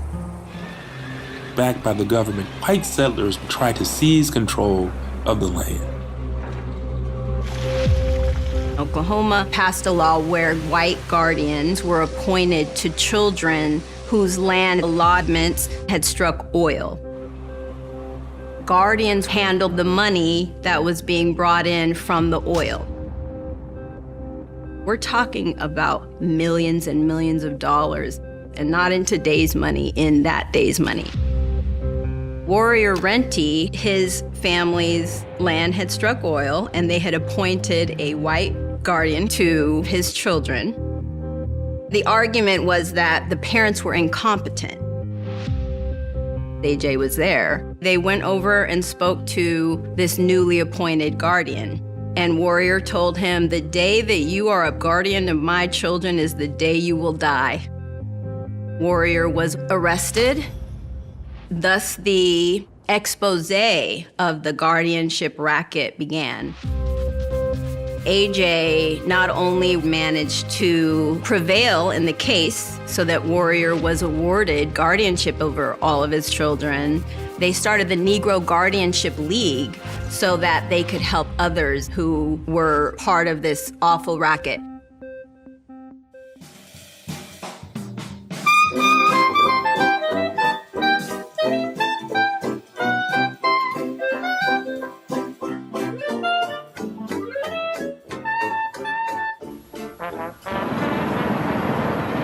At the turn of the 20th century, Tulsa, Oklahoma, had the richest per capita wealth of any place on earth. It was dubbed the oil capital of the world, the Magic City, and the City of Dreams.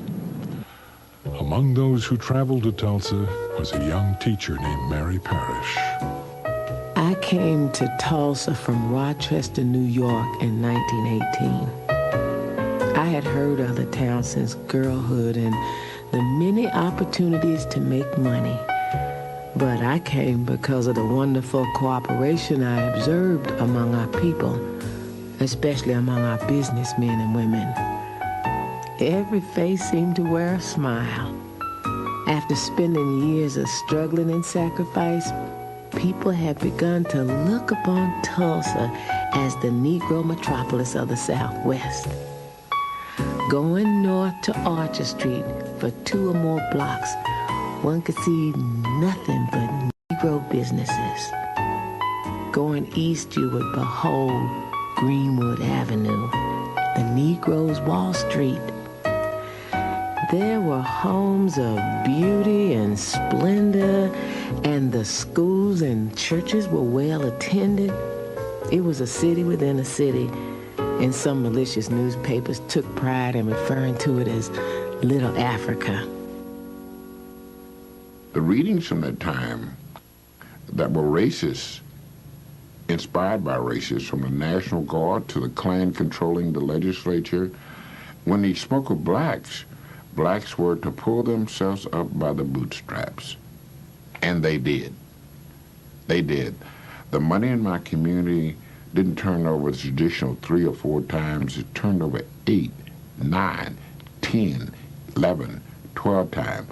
There was legitimate and illegitimate monies to be made that fueled that economy. So my community was the Vegas of the 20. It was roaring. So you can see what was going on during this period. Marcus Garvey was on the scene, Black Wall Street was in full swing, and the government and other hateful white racists were making moves to stop it all. As the men were dragged off to war, this was also when the seeds for that whole women's rights and lesbian movement was first planted. And as such, you can see how the two became entwined. It got entwined through the black women joining the women's movements. All right? So this was predominantly made up of white women who were essentially married women who now despised their husbands, many of which had undoubtedly become closet lesbians, while many of their men were, while their men were away off to war. Okay, so then you got black women mixing themselves in with that. Okay, the women didn't have to deal with their husbands and slave in the kitchens of America for long, because in 1939, World War II began. And once again, the men were dragged out of their homes and shipped off to the other side of the world to do battle. This time period actually marked the beginning of most of the changes that we see today. Most people think that everything we're used to in society today started 10 or 20 years ago. But no, this was when the world first entered the crossroads, and the powers that be shifted the entirety of human civilization away from the path that it was on and into a whole new direction that you're now seeing right now today. But it was also the origin of Nazis, which are the foundation of the skinheads and the KKK. The 1940s was when USA started really moving forward by leaps and bounds with developing an advanced technology, supposedly due to their connection and agreement with the aliens. All right, this is supposedly when they started making those connections with the U.S. government of that day. We talking back in the 1940s. So a lot of y'all, some people may not be hip to that, may not know anything about it, but it's not, you know, my own conception and views. The information is all over the place that this is what went down, and this is where all your advanced technologies and everything today came from. So again, everything you see today, whether it's on the news, on TV, movies, games, it was all started as a result of the events of World War II in the 1940s. So as the men slogged off to war again, the women happily flooded back into the factories and warehouses once more. More now than ever before went in there, okay?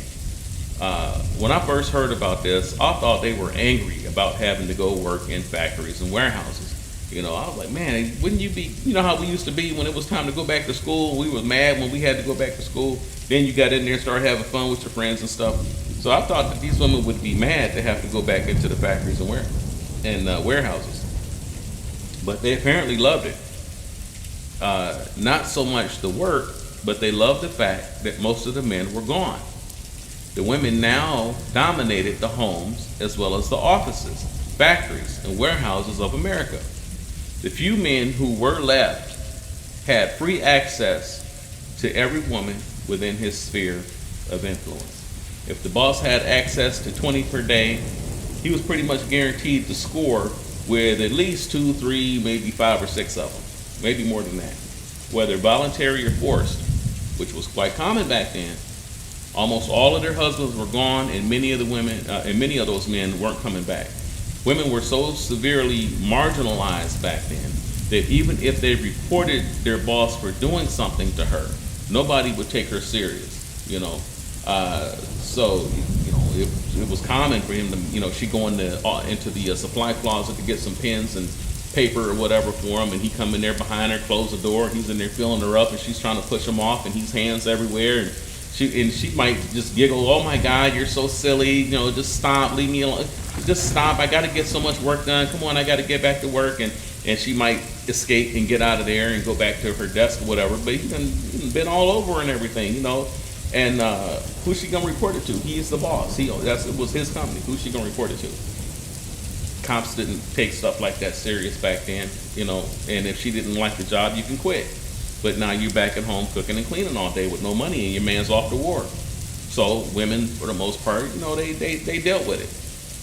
So I'm not saying that they didn't have anything to deal with her, they just had it easy. I'm just saying that, you know, in order to make these moves, they turned on these men. That's what I'm trying to tell you, okay? So it's a sure bet that the competition to get the few men that were left or to get the boss was intense. So it was here that the whole ideology of the strong, independent woman was first given form. And this is when it all started. This when that whole phrase came from right here. World War II was going to be much bigger than World War I. So the government needed more women than ever before to fill almost every position in almost every industry across the country. And once again, black women tagged along for the ride. So this is when the seeds for that whole women's rights and the lesbian movements began to sprout. And one thing the government was always an expert at was developing propaganda campaigns to promote whatever it was that they were into, whether it was right or wrong. So whatever they promoted, people believed and fell for it. They really believed the government and everything that they said back then. They took that stuff serious. So World War II was one of the biggest campaigns. That was when they started the I Want You poster popping up everywhere. And it worked amazingly well. The people back then were highly patriotic and really believed, you know, what the government was telling them about the war and how it started and how the people had to kick in and really we had to get this thing together, man. So they were really into that. So pretty much took whatever was told to them without question. So when young teenage boys saw these posters, they couldn't wait to sign up for the Army. Why the Army? because that's what was on the paper. See what I'm saying? Yeah, man, they were really into it back then. All right. It was more than 6. Well, actually, Matt, that's where your Captain America thing came from. Captain America. This is the war that they're saying that he was a part of.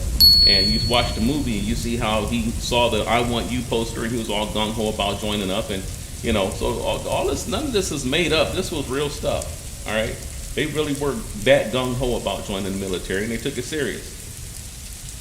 More than 16 million American men served, and of those 16 million, 10 million were drafted. Okay, and women also served in the U.S. Armed Forces during World War II. Approximately 350,000 American women joined the military during World War II. They worked as nurses, they drove trucks, repaired airplanes, performed clerical work. Some of the same stuff they was doing in World War I, but it was a little bit more expanded now. And some were even killed in combat or captured as prisoners of war. I actually had a landlady back in the early 90s named Miss Brown. She was 83 years old, and she had been one of those women that I noticed when I first met her, that she kind of was like this. She had the leathery skin going up her right arm that you didn't know what it was for or whatever. She was nice enough that she was kind of a little standoffish, kept to herself, and you could just kind of tell she had been through some things. You just didn't know what it was. All right. I didn't know anything about what happened to her. We didn't really talk when I first moved into her house. I just rented my room and just come in from school and go up to the room and whatever, and just that was it. She was just my landlady. But after a month or two, we finally started to warm up to each other, and she turned out to be a really, really nice lady. And at least to me, she was. One or two of the other tenants didn't like her because she wouldn't let them have women in their rooms. And she also had children, but they didn't have anything to do with her. So I don't know what happened there, how their connection with her broke or whatever. She never talked about it. But one day, she did tell me about the burns on her arms. She said that she used to work in a munitions plant during World War II. I'm like, what's that? She said it was a factory where they put the bombs together. And her job was to measure out the gunpowder and put it into each bomb. I'm like, what? I'm tripping, man. Just mouth just hanging. You need to see this little old lady there with her arm burnt up, and she's telling you she used to make bombs. Damn, they just never crossed my mind. I would have never thought that. But she said that there was an explosion in the plant one day, and she got blown through a hole in the brick wall. The wall got blown out, and she went out with it. And she said she had burns all up and down her arms, and it was, wasn't just there. It was on other parts of her body and everything, and that her clothes had got burnt off of her, and she caught fire. And they had to put the fires out.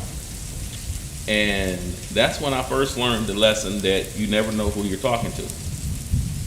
So I knew she was a different one, though, just because of how she stood up, to those young cats trying to slip women into the rooms, she used to go off on them, no fear. So it was amazing how she was able to do that. But I didn't know that she was that different. I didn't know she was on that level. All right. Another thing that she had was an old coal-burning furnace down in her basement, and that's how she kept the house warm in the winter. Okay, she used to walk to this place up the street and around the corner to get a 50-pound bag of coal, and then she would carry it back in her arms, all the way back to her house, just walking down along the side of the road with this 50-pound bag of coal. Okay. And she'd go all the way down the street, back around the corner, back down the street into her house and down into her basement with it. I didn't know she was even doing that until I came home one night and I saw her. It was getting dark, and I saw her walking along the road by herself with this bag. And I said, hey, how you doing, Miss Brown? Come on, put that in the car. I'll give you a ride down there. I didn't know you was out here. She thanked me and she declined. she said as long as the Lord gave her strength, that she was going to use it, and she said she'd meet me back in the house, and she didn't want no ride, and she didn't want me to take the bag from her. Now, I don't know where this place was at that she was going to, so I'm thinking it was maybe a 5-minute walk away. It could have been too far, maybe 10 minutes. I don't know where it was at.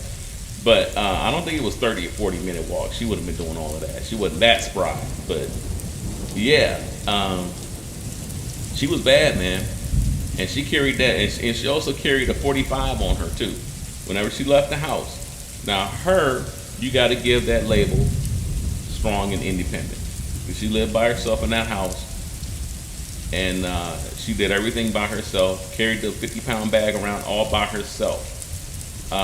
Because I've never met another woman who wouldn't accept help and take a ride while she was carrying a 50-pound bag of coal with her. I never met anybody who would say, no, I'm gonna just carry it, thank you for the ride, and send you on down your way and keep walking out there in the dark with this bag of coal. I don't know anybody that would do it, but she did. So I think a lot of women back then, back in those days, those women were like that. A lot of women were like that back then. They had, spent a lot of time by themselves, and they hardened up, and toughened up and everything, okay? These women today don't get to claim that because they're doing it voluntarily. Those women did it back then because all their men were off at war. So the military and the government had them doing all kinds of crazy work while the men were off at war. And the women wanted to do it. They weren't resentful of it. They were thankful for it, which I'm like, wow. But for white women, part of it was out of a sense of patriotism. But even more than that, it was because earning her own money while the men were gone gave her a sense of freedom, power, and authority in the home that she had never known before. At least not while the man was at home every day. So they were loving this. And they were willing to risk their life and limb in those factories to keep it. The government had a campaign to get as many women involved as possible. They started posting an image that later came to be known as Rosie the Riveter. As the story goes, a woman named Naomi Parker Fraley was working on some equipment, and they took a photo of her, then used her likeness to push the whole "We Can Do It" campaign. But the people didn't call her that. The photo became known as Rosie the Riveter. All right, they didn't call her, Naomi or anything. They didn't use her real name. It was Rosie the Riveter. That's the nickname they gave it. Now there is some debate as to whether or not this is the actual woman, or whether it's another woman, or if it was a black woman, or whatever. But either way, all of this is irrelevant. What's important is that this is where this whole thing with the women flexing came from. Strong black. I'm a strong black woman. They're going out there imitating Rosie the Riveter. They don't know it, but that's where it came from. All right, they're symbolizing women representing their strength and independence. And this poster and other various versions of it were displayed all across America. And they were used to try and encourage even more women to join the war effort by signing up for various support positions. So what my landlady was doing, that was a part of this movement. So the poster worked. Women got on board with this, and they wanted to live up to the title, and she did. Miss Brown did. Okay. Now, women working on military equipment all across America began wearing similar outfits. They played into it. They saw that. I'm telling you, this is how into this stuff that these people were back then. Whatever they showed on TV, whatever posters and stuff they put around town, whatever came on the radio, the people back then just went right into it head first, especially the women. Because like I said, the men were off at work or they were off in the war. So it was the women that were exposed to all of this propaganda. While the men were gone, women are still soaking up this propaganda. And so the government was able to kind of twist and manipulate them like Play-Doh, man. They could just sculpt them into anything that they wanted. And so when they put that image out of Rosie the Riveter, women began to wear the outfit, the same outfit and the same headscarf to emulate that image.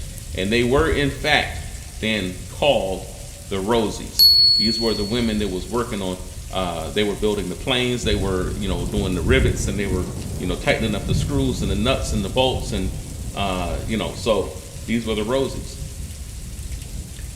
So once again, they had fallen for the patriotic wartime propaganda posters and other marketing tactics. All of it was designed to draw people into specific areas of service during a time of war. But once again, after World War II ended in 1945, most of the women were again forced out of their jobs as the men returned home. They were forced back into the homes to resume cooking, cleaning, and raising the children, while the men went back and took over the factories and the warehouses and the assembly lines. And the women they still wanted to work, and now, but so they were allowed a little bit more, but the work was relegated to what they called women's work. So they sold Tupperware, they sold makeup door to door, they were allowed in the office to do office work such as answering phones, and their wages were significantly lower than the men's. And so that became an issue. In addition, if they became pregnant, they would be fired from the job. By 1946, some 1.6 million women workers were unionized. 24% of all women workers had become unionized. And by 1969, this had risen to 2.5 million. 29% of all women workers were unionized. However, during this period, trade unions continued to be led by white men who did not prioritize the demands of their women, the women that was involved. And they also didn't prioritize the non-white members. So you can now imagine the growing resentment that women held towards their men. All right, and again, you got the black women mixed right in there with them. See what I'm saying? You see how whatever white folk did and how they felt, how that began to funnel down into the black communities through the black woman. Okay, this is not my opinion. I'm telling you history. All right. Now the whole time, none of this was their husband's fault, but he was the one taking over her job, while she was now forced to cook and serve him his meals as he went off to work at her job. See how it started? Well, this sparked off the first women's rights movement. Women began to go on strikes and protests, campaigning for equal pay through the 1950s. See, we up into the 50s now. Women teachers and some civil rights servants were the first to win equal pay in 1961 and 1962. However, these early victories only applied where women and men were employed in exactly the same jobs, okay? The women finally accepted an increase which took their pay to 92% of the men's pay. So men made X amount, women made 92% of whatever he made, okay, doing the same job. This was followed by other strikes over equal pay across the country and to renewed trade union support and campaigning on the issue. So they kept fighting, they kept the unions, and they kept the campaign, all of that going. These campaigns led to the passage of the Equal Pay Act of 1970, which applied to the public and private sectors, where men and women were engaged in the same or broadly similar work. So I had to go through all of that in order to get to this point. You can see that research, you got to get down to the roots. You can't deal with the weed. You keep cutting the weed, you got to get down into the roots to get rid of the problem. So I had to give you the roots. So I had to tell you all of that to get to this. All right. Because as you can now see, we're up into the 60s and 70s, and so why is all of this important? The nuts and the bolts of the situation. Why is that important?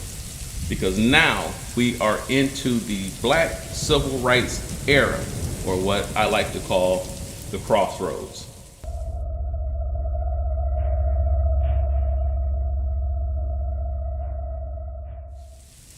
Black people all across the country were now fighting for their civil rights, and in 1961, John F. Kennedy signed an executive order, number 10925, better known as affirmative action. Okay?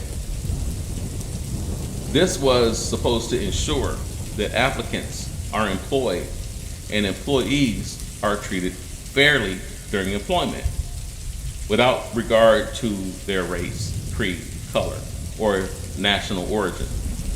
Yeah, that and $5 will get you a slice of pizza, right?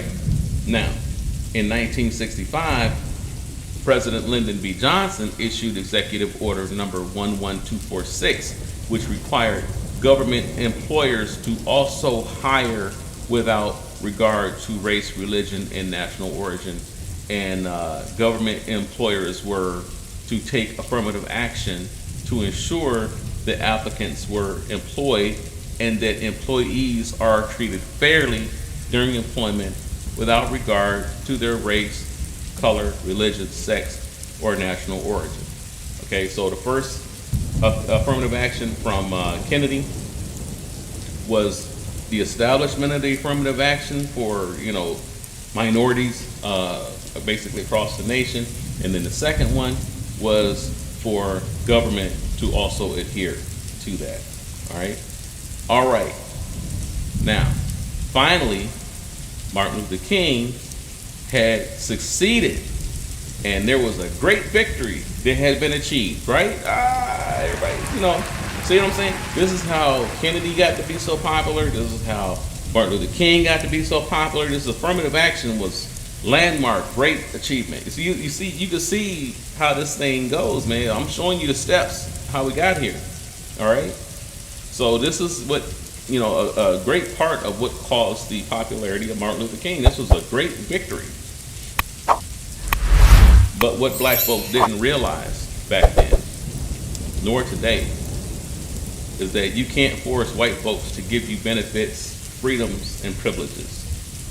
Those things are won by victory through war, not marching in circles with a sign. Okay? Because if somebody just gives you something, they can also take it back. That's not a freedom, that's a liberty. Military gives you liberty. You have liberty to go ashore, all right? They give you liberty to take leave and go see your family or whatever. And then at the last minute, they might say, we are rescinding your liberty because something came up. Sorry, you can't go. You don't have freedom, you have liberty. And that's basically what, black people were fighting for, is liberty, not freedom. They didn't know the difference. And these are legal terms. These are real terms. Be careful what you ask for, because you might get it. And then you realize that's not what you wanted because you said the wrong word, because you weren't intelligent enough to research what you were actually asking for before you put it out there. Our dear sister Julianne Malvo mentioned A. Philip Randolph. Man, that was long time ago.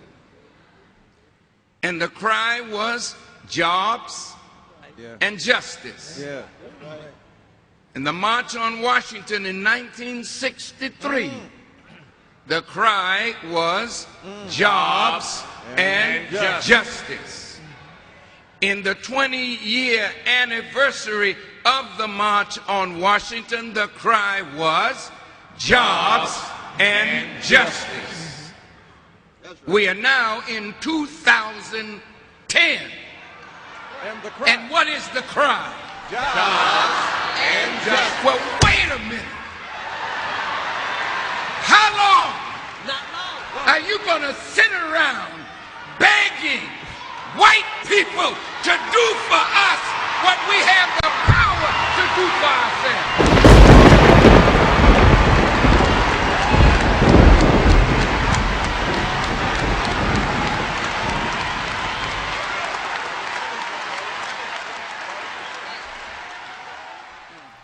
Black folk never asked for freedom. They never asked for help starting their own businesses. They never asked for government grants to have their own land, and they started talking about that stuff later. But during the time, the crossroads, when the decisions was being made with Martin Luther King and Malcolm X and all those type of things, black folks was running around talking about they wanted jobs, they wanted justice, they wanted peace, and they wanted liberty and all of this. And so everything that they got, as you can see, how it backfired, and they didn't actually get what they thought they were going to get.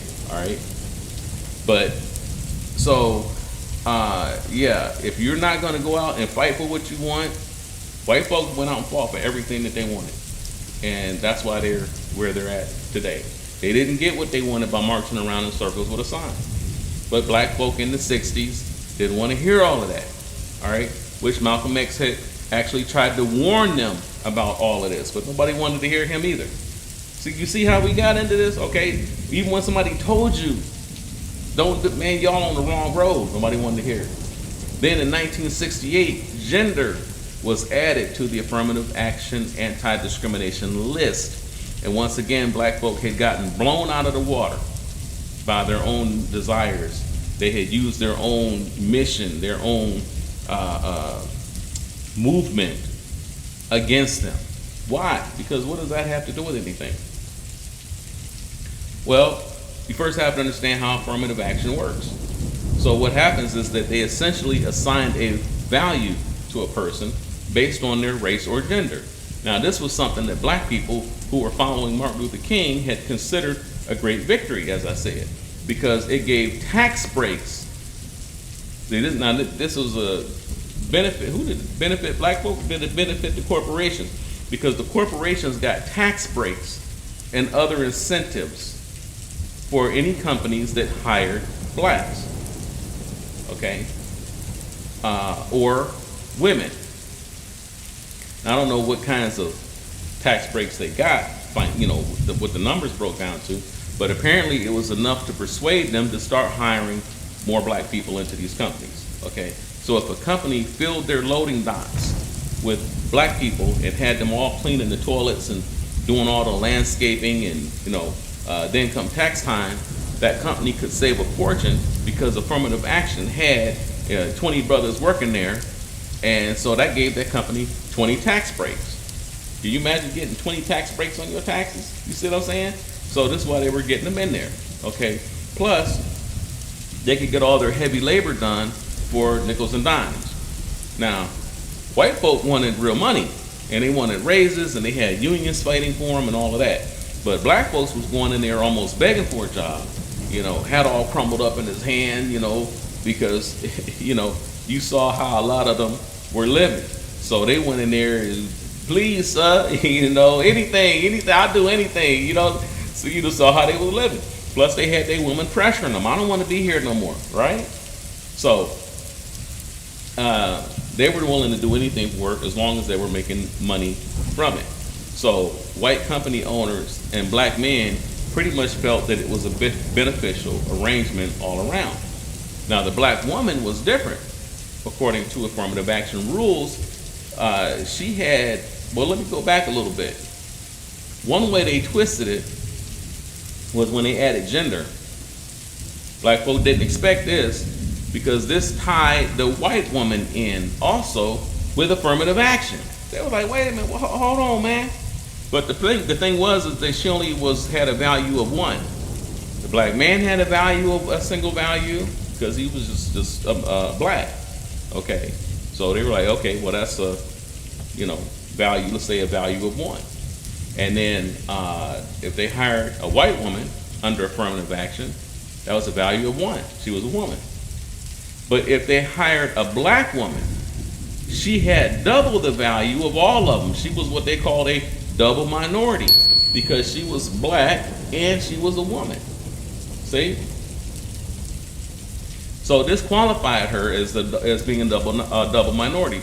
So a company would get double the amount of tax breaks hiring a single black woman over a black man, or hiring a single black woman over a white woman. So one black woman come in and he got double the tax breaks just for her sitting there. So why get $100 in tax breaks when you can get 200? I should even say, why get 100 tax breaks when you can get 200 tax breaks? All right. Why should you only have one Negro working there when you can have two and double your money? See, especially if it's a woman. So if a CEO was to, well, let's say he practically filled his businesses with black men, he's going to save a fortune on taxes. But who wants a bunch of black men running around all day? All they're going to do is try to work their way up the ladder, ask for more money, and try to take over the company. Whites would never have actually let them do it, but he's sure going to try.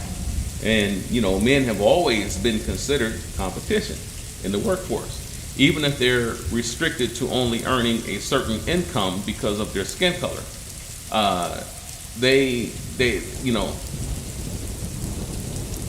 the way that they got around this thing was by working extra long hours that the white men didn't want to work, which gave them overtime. Boom, black paychecks started matching or surpassing white paychecks. See, now you got competition, and white folks started getting pissed. So we weren't, you know, black folk wasn't making as much as white folk, but they was working 2 or 3 times as much, and so they were able to get their money to come pretty close. White folk didn't like that. But if a CEO filled his company with black women, he can not only double his tax breaks, but they rarely tried to compete financially. And they were never in positions where they could take anything over. They were mostly put into these little dead-end positions like answering phones all day, you know, a position that had zero potential for advancement. And black women were fine, you know, with that. They were okay, that's fine. They were fine with it for decades. No problem. See, women's brains are wired for supporting and dedicating themselves towards whatever or whoever is supporting them. They'll support anyone, well, except black men. But in a white corporation, man, you see them in those places, and they've been there 20 years, 30 years, 40 years, but get married, and 90% of those marriages can't make it 1 year. Now, back in the pre-90s, their marriages lasted until, what they said, until death do us part. But why? Was it because they really loved their husbands, you know, that they lasted this long? Well, let's let one tell it in her own words as she talks with the God, the legend, Kevin Samuels. What's your disagreement? My disagreement is just basically about the fact that black women shouldn't have to feel obligated to smile to black men. We're holding a lot of trauma. We're holding a lot of problems, mental health issues. Hold on. How old are you? 24. I'm gonna say this one more time. I need you to pay attention. I need all black women to pay attention. The world does not owe you understanding or me understanding. If you have all this trauma, go seek professional help, because the rest of us do not have to suffer you. Okay, it's easy to tell black women and black people in the black community to get help. Whose responsibility is it to get the help they need? But it's not available readily to our community. That is bullshit. With the wealth gap growing, how many people whose can responsibility is it to get the mental health they need? Who? It is ultimately the responsibility of us to get the mental health that we need. But I'm letting you know that we are very underserved. You can't make this stuff up. So you say we're underserved. You got to tell me that the therapists that already exist are overloaded. We don't go get help, ma'am. You just had a therapist on here before. I talked to psychiatrists, and first of all, understand who you're talking to. I know hundreds of, anyway. What do black people tend to deal with? How do black women tend to deal with their mental health issues? With a licensed clinician? or with Jesus? That is what's pushed to us since No, from the age that we are little. No, ma'am. That's I something asked. we I grow up with. asked who. No, see, I asked who they see. We're not gonna play. I'm not gonna play the lily pad game. Did they go to a clinician or did they go to the church? The church most often. All right, and these are educated.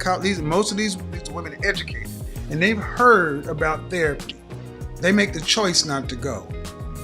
No different than, I'm gonna switch it up. No different than women understand and hear that being 200 pounds at 5 foot tall is unhealthy.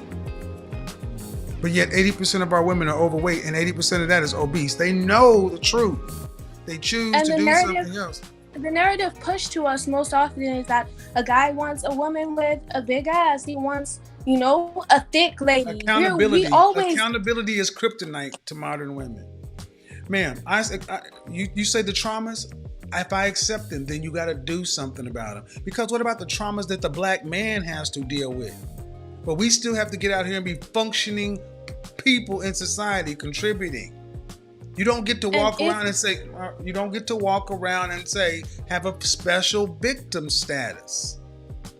I'm not saying we should have a special victim status, but our circumstance is different. We are women. You're 24 years old. Is your circumstance harder or easier than your grandmother and your great-grandmother? Exponentially easier. We have access to information we didn't have. Exponentially easier, but you're handling it worse. Your grandmother, your great-grandmother actually could work with a black man with more trauma. Because they understood that the black woman and the black man are on the same side. Now that we are all free and independent and we could do whatever we want to, why would we seek to, be one with the black man? We think that being... Thank you. Clip it, slice it, put it on World Star. She said it, not me. Now that you're independent, you don't need to be with. There you go. There you go. And there you go, black man. There it is. She's finally got one to say it. Build businesses with us. Your grandmothers and your great-grandmothers had more trauma and more stress and did it better. They have exponentially less and they're handling it worse. But it's because they're free and can do what the hell they want to. They'll need to be with you. So you don't need to feel any guilt for taking care of you, for putting yourself first and making your passion, your purpose, your priority. You don't need to feel guilty because this 24-year-old woman just said it. They don't feel any guilt about it. Thank you. So don't ask black men to care about your traumas. Yeah, bro, there it is. What she's really saying is they only stayed with their husbands back in the pre-80s because the options to leave him and continue to prosper weren't really there. But now that the options are there, they no longer need to be with this man. And this is what you're seeing and dealing with out here today. The black man has been sleeping with the enemy for all of this time and didn't even know it. Sleeping with a venomous serpent who didn't eat him only because it knew that he was its sole source of income and shelter. That he was its sole source of food and shelter. But somebody had a plan and knew that any little thing could destroy this fragile arrangement. So it offered free food and protection to that wicked venomous serpent. And now that it no longer needed that man who had been feeding it, now he's on the menu. That's what you've been dealing with out here, brothers. Y'all been sleeping with demons and don't even know it. But our ancestors knew it. Haven't you ever heard of Adam and Eve? Right? What happened to Eve? Eve was tempted and deceived by a devil. But Adam was deceived by Eve. See? Eve was Adam's devil. She was the one who tempted Adam and lured him into sin. But did you know that according to the original stories, Eve was Adam's second wife? Well, who was the first one? You ever heard of Lilith? Lilith was the first wife of Adam, but she refused to submit to him.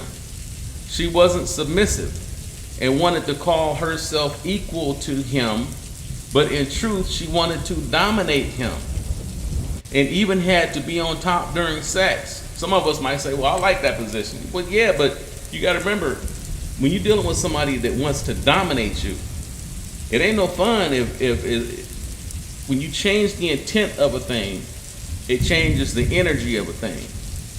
If she's just dominating you and, you know, and basically you become the bitch, you know, that changes things a little bit now. See what I'm saying? She didn't want a man on top of her. To her, that made him dominant, and she wasn't gonna have that. See what I'm saying? So it's fun until it ain't.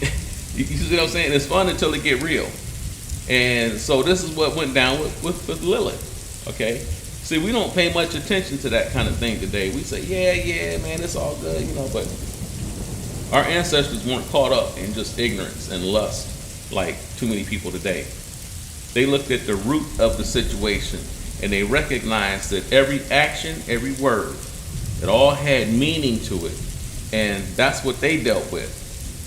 Not that she liked being on top, but that she was the cause. But if they dealt with what was the cause that made her not want to be on the bottom. See, what's the problem? What are you really dealing?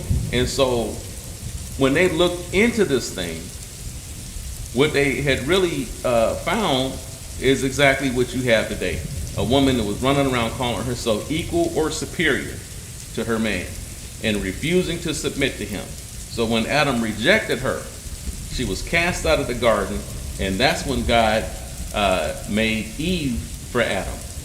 And you already know how that turned out. Okay? But what happened to Lilith? She got cast out, and you heard nothing else about what happened to her. See, our people don't look that deeply into these things anymore. And this is why our people are so easily deceived. Those details always come back to tear you up. Don't they say that the devil is in the details? See? They know. They know what they're talking about. So I've had people try to talk to, I've had people try to talk to me about these videos online. Why they so long? Where's the introduction? How do I know which one comes first? And they should only be about 10 or 15 minutes long. Now, it should also be noted that the only ones who were upset with any part of these videos were black women. 1 or 2 hours is too long to stay focused on all that information. Make it 10 minutes. See? They want to go and contact me and then tell me what they want, and then I'm supposed to change my stuff based on what they like. And I'm not even, this is for the brothers, man. I'm trying to tell the brothers how to get around out here, man. You see what I'm saying? Kevin Samuels was talking to the brothers. Ancient history, all of the writings and stuff in ancient history was talking to the men. See what I'm saying? I'm talking to the men. All right? So a woman that only has about 10 minutes of attention span, I can't tell her anything anyway. All right? So look, man, they go and put food in the microwave. Press 3 minutes. They want a whole damn meal almost instantly. Then after a minute and a half, they're already staring in the window of the microwave and beating on the side of it, trying to speed it up. See? They watch a 5 minutes of a video and they're already bored. Y'all already know from personal experience, you can't even have a movie night with them. You put one of your good movies in there, turn on a good movie, and say, let's eat some popcorn and pizza and watch it together. Now, this is a great night for a man. Men love this. But 10 minutes into the movie, your woman's asleep. See? But let her turn on some reality TV where everybody's on there screaming and fighting and ripping each other apart, tearing each other's hair out. Now she's wide awake. They own that. They can watch that garbage all day from sun up to sundown without blinking. They'll even forget to eat because it hypnotizes them. See? Then the man gets frustrated because it seems like you can't get through to your woman no matter what. That's because you're laying with demons, brother. You just don't find out about it until you try to leave her, and then you see for the first time who you were really with as she tears your life apart. So according to the legend, when Lilith was cast out, she went out into the wilderness and out into the desert among the creatures of the night and consorted with demons and devils out there. She is associated with the female vampires that you see in the movies. She is the legendary night hag that paralyzes men at night as she sits atop him and drains his life force. She's the origin of Morticia from the Addams family, a female vampire. Okay? She's also Morticia's daughter, Wednesday. She's associated with stealing babies. She's a blood drinker and a harlot, and is associated with the owl. She may also be the origin of the statue worship, of the statue that's worshipped in, if you've ever heard of Bohemian Grove, and this is an owl statue that's worshipped by world leaders during their secret annual gatherings. Alex Jones did a whole special about that. If you go check him out and look up Bohemian Grove, Alex Jones, you'll see this special that he did where he went and filmed them. He went and filmed them having one of these crazy ceremonies where they was all out there with torches and everything worshiping this great owl statue. They've been getting together for a long time doing that. Even Nixon talked about being there. So, you know, it went back even before that. You look at the picture and you see people in those cult robes at the bottom. Those are your world leaders. Look it up. So I don't know if Alex Jones's Bohemian Grove special is still out there. It might be, but you can try to check that out, look it up online, just type it in and see if you can find it. But you gotta ask, why an owl? Then you see the pictures right there. So why worship an owl? What's that about? Did any of you all see that picture of Obama's daughter wearing that symbol on her hat? It's supposed to be the symbol for Drake's clothing line, OVO, or whatever it's called. But he's in with them. So of course he's going to use their symbology and pretend he made it all up. But now you know where it really came from. Our ancient ancestors in ancient Mesopotamia carved the demon Lilith into stone and gave her wings and clawed feet like an owl, because the owl has always been associated with wisdom, the wise, deceitful demon, and the destroyer of man. You can't escape the sight of an owl. The owl sees everything around it. Turn his head all the way around and look behind it too. See what I'm saying? So they use this owl, you know, the all-seeing demon. See? That's the first strong, independent woman right there. You're going all the way back to the beginning of time.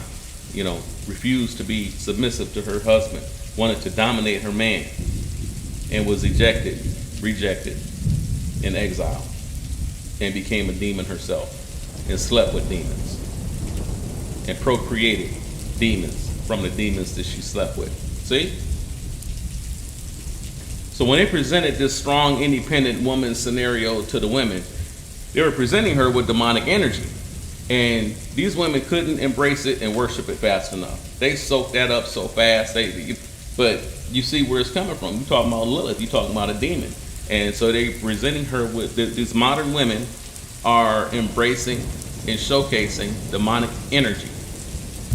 Okay? And now they're crying because they realize that they were deceived.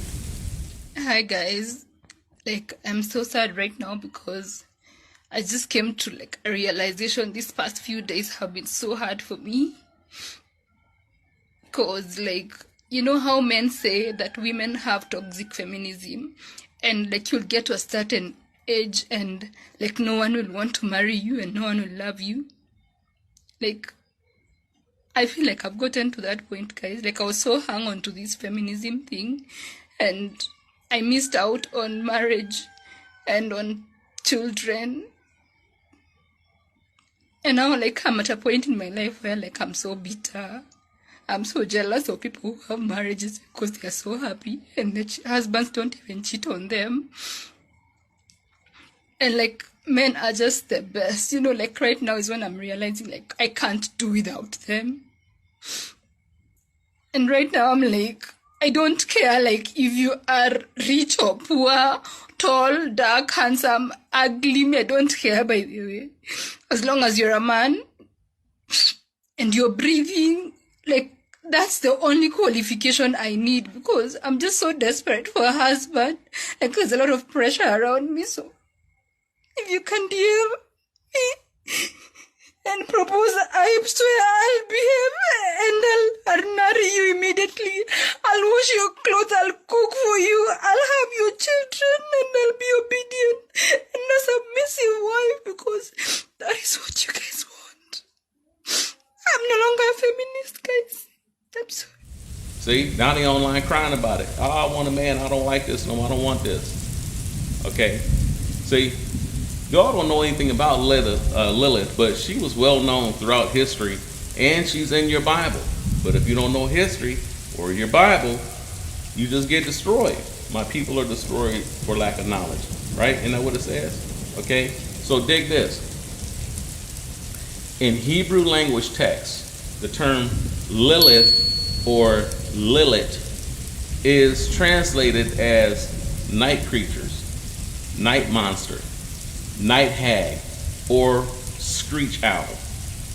We've got the Owl Association again, see? Did any of you all used to watch an old TV series back in the day named The Munsters from the 60s? Y'all watch The Munsters? It was on all through the 70s and the 80s, and it might even still be on now. But you might remember the wife of the show was a vampire named Lily, which is, of course, short for Lilith. See? We're talking the 60s, man. And already they had it in the TV shows. Everybody watching this just found out about it today in 2022. Okay? But they already was dealing with Lilith in old TV shows. Y'all just found out about it 58 years later. All right? Look up the night hag.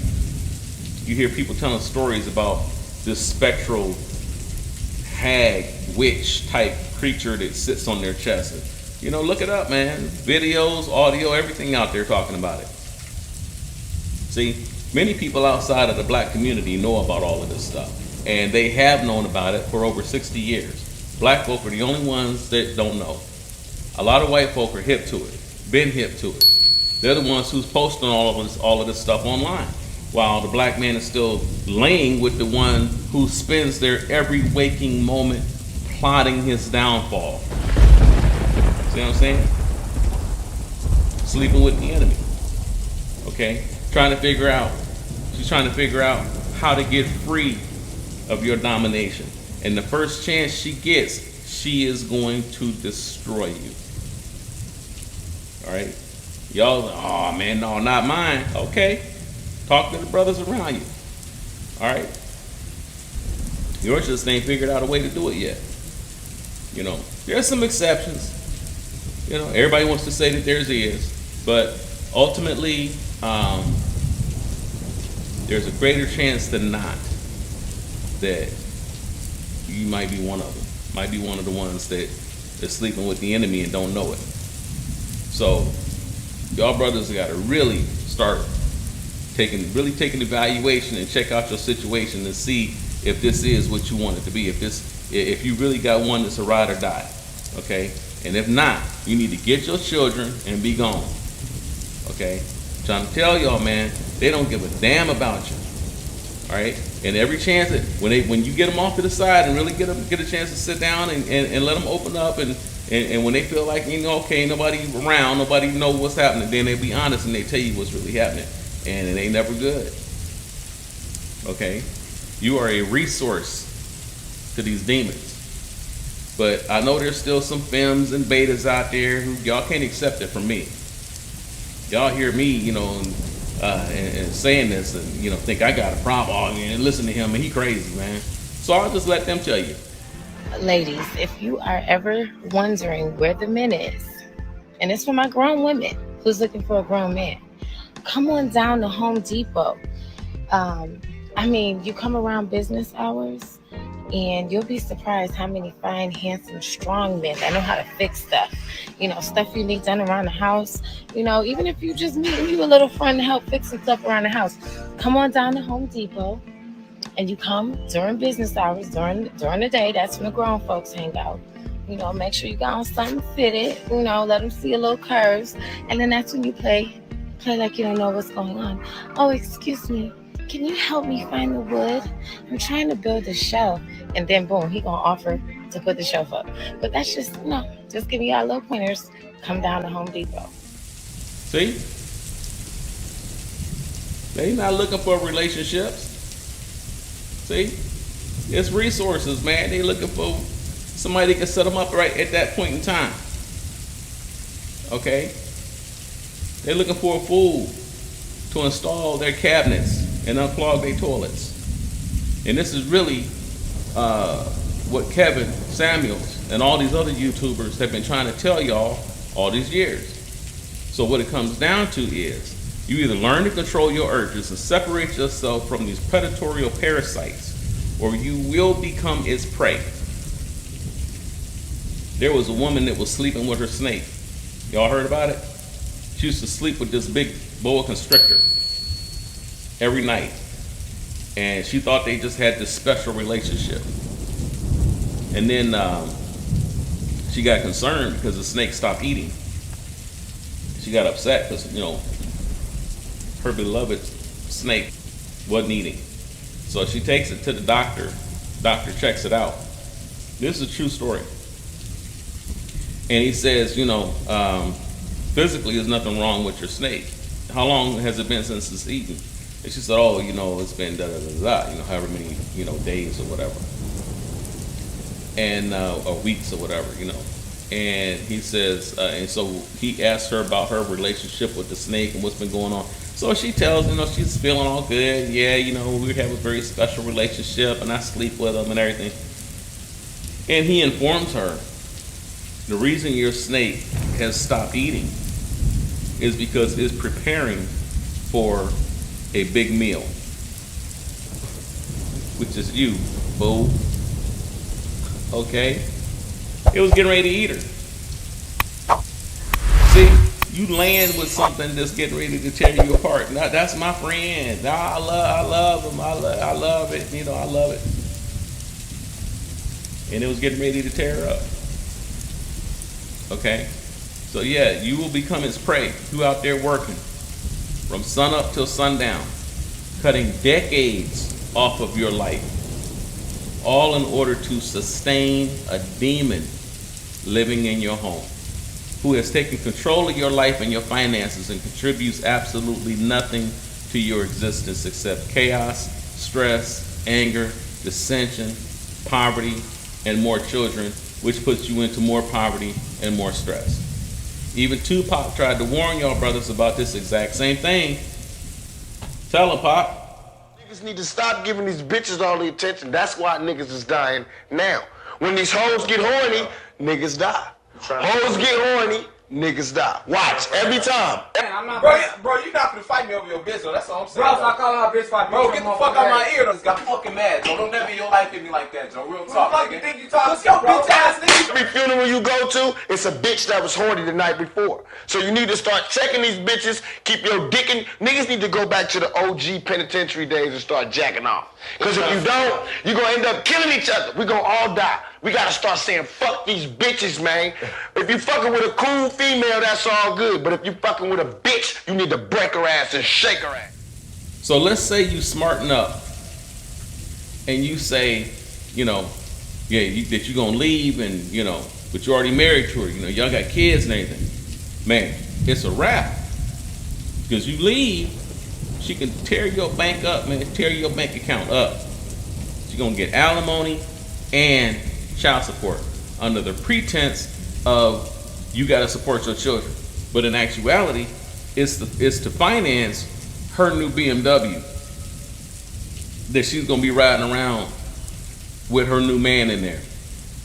Then you're paying for all of that, and she's going to use that money also to pay her bills, and this is your punishment for making her angry. Meanwhile, she's also got your kids eating hot dogs and noodles.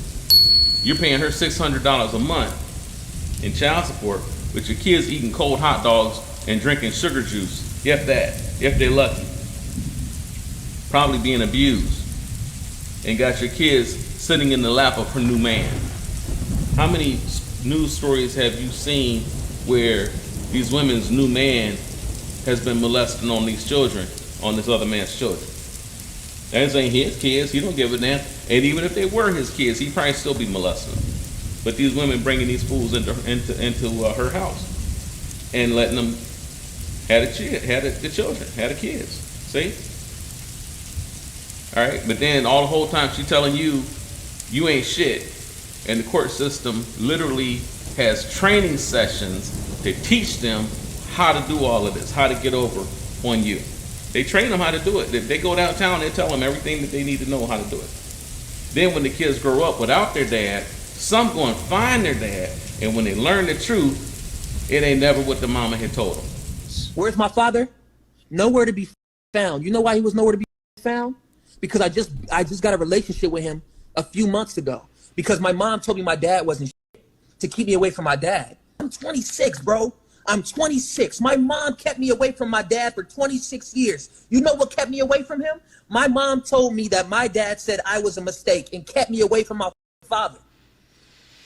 Every time, this been looking for me since I was a kid. Yeah. He's been looking for me. Can you imagine all the kids out there who got a fucking ass mom telling them their daddy ain't shit, but the daddy looking for them? I finally talked to my dad. He's a good dude. My mom told me my dad has not paid child support since I was a kid. I finally meet this.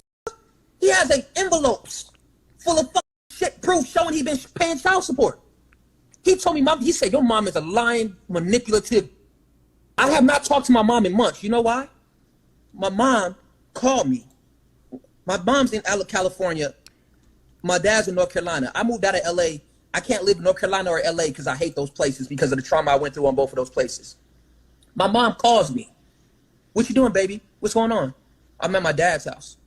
What the fuck you doing at the house? Didn't I say don't discuss family business? Like, my dad comes and he busts through the door. My dad is happy and married. He's a street. I can't talk about what he do, but he is street. He's happy and married. My mom has been bitter and having sex with so many goddamn dudes of different races, and she just got married recently to a that she met on Tinder for 1 month. My mom didn't get married because she was in love. She got married because she didn't want to be lonely. Yeah. My dad bust through the door and snatched the phone. I was trying to no. He's like, hello? Put my son back on the phone. No, it's my son too. What do you want? Put my son back on the phone. And my dad loses it. Going in on my mom. And I'm listening to my mom. All that slapping, abuse, and beating me up, choking me when I'm on the floor, beating me with belts, wrapping hangers around other hangers, beating me till I pass out and wake back up, whelps on my back, scars. My mom turned into a 2-year-old little girl when my dad started talking to her. She talked to me like my entire life. He's yelling on the phone, you mad because I left you. And I didn't want to be with you no more. And you kept my son away from me as a weapon. My mom used her kids as a weapon. She used me and my little sister as a weapon. Whenever my mom would get pissed off by my dad or my sister's dad, she would say, we'll never see your son again if you disrespect me. I keep trying to tell y'all, there's so many of you guys out there that need to get the full story from y'all fathers. The full, unadulterated truth from their perspective. But this is how women will attempt to destroy you. Innuendo, manipulation, lies, and false allegations. And they will go as far as to leverage your DNA to get back at you. To the young brother that's down here on the bottom right here, listen, bro, you have an incredible amount of healing to do. I can hear the pain and the disassociation within your behavior when you speak. You need to let go and forgive, and you probably need professional help in order to do that, because from the couple of things that you just said, you had a very traumatic experience as a young boy. Get help, seek help, vet your help, and continue to move forward.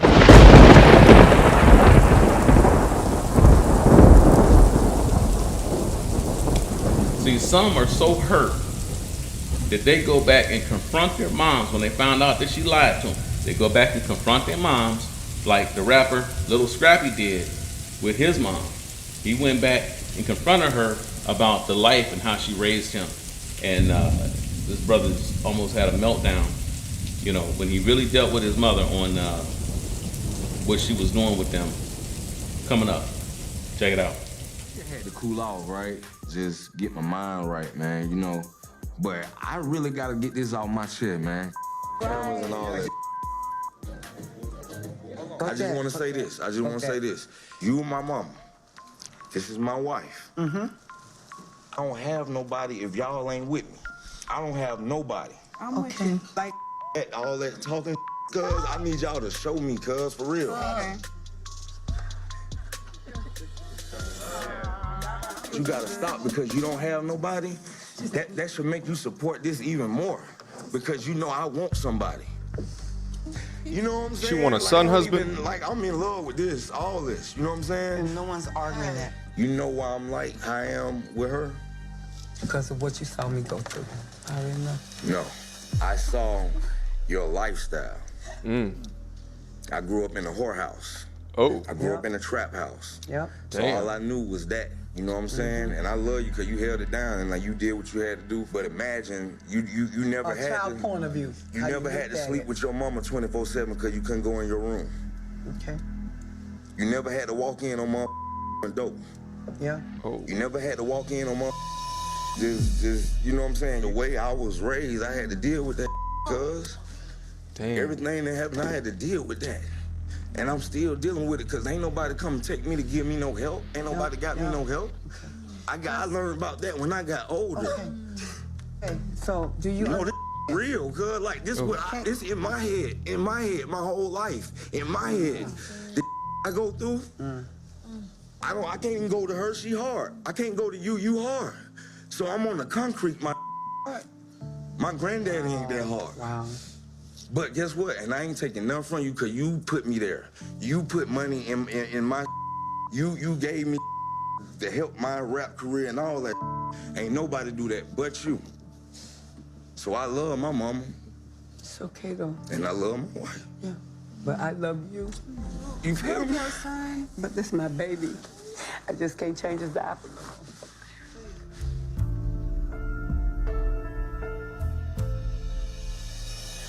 I was the best mother I could be. I'm not a perfect person, nor am I a perfect mother. No one is. But I want to turn a new cheek myself and get this family back to where it needs to be.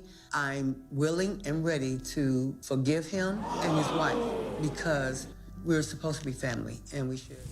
So you can see the damage and the horrors and the traumas that these beasts are causing to these children. And if you notice, most of the abuse and pain is directed towards the little boys who grow up to be broken men. Okay? I'm talking to masculine, straight men right now. Go get your children, homie. If you can't, then at least adopt or start fostering and save someone else's child. Save these little children, man. Save the babies, brother. It's up to us because these females that created the problem cannot solve the problem. It will be impossible for them to solve it. They can't. Only a man with masculine energy and a pure heart and mind can save them and change and cause some changes out here, take it into another direction. Do not doubt that you are wrestling against demons in the form of a female. And I showed you how far back it went. None of this is new. This has been lurking inside of them for a long time. They couldn't wait to rebel. You saw it. I just showed you that how even when they were talking, it's like they couldn't get out that house fast enough. They couldn't get away from that stove and out of that kitchen fast enough. They couldn't stand it. All right? So keep in mind now, you had a group that loved it, and you had a smaller group that hated it and resented it. All right? And then that group got bigger and bigger, especially after World War I, World War II. And then they all had to go into work and they all had to, basically become new people, changed in order to survive while all the men was gone. And then when the men came back, there was more and more of them that began to become resentful. See, and then the propaganda was working on them too. The man gone. See, the man might be putting one thing into her head. Now he's gone. Now the government got full access to your woman, man, 24/7. Put all kind of stuff in her head. And so by the time he come back, she can't stand his ass. All right. So they were with the men in the past, and this is their own words. They were with the men in the past because they needed those men. Those men were resources. And now they don't need them anymore. That's what they're saying. That's what you heard them say. This is not my words. This is what they said. Okay. There ain't no taking it back. Ain't no putting it behind you. Ain't no forgiving it. They were honest. They didn't. It was one thing if they lied and just said something because they were honest. When people are honest with you, take them at their word. Don't try to twist it into something to make you happy, make you feel better. They were honest and they told you how they felt. They were real about that. They didn't stutter. So it's nothing to forgive. They were honest with you for the first time. Believe them and save yourself. Well, you might ask, is that the 40s? That's the far back. Is that it? Is that that's all we got to deal with? Nah, man. I'm saying that this was the modern day. This is how it started. The modern day. It was going on even before that. Okay. How long had they been waiting to rebel and destroy men? I told you the Lilith story of Lilith. That goes back to biblical days, okay? That goes back to ancient Mesopotamia, okay? That puts it into the BC era, all right? And then we can go into, look in the Bible, we can look at the King James Version.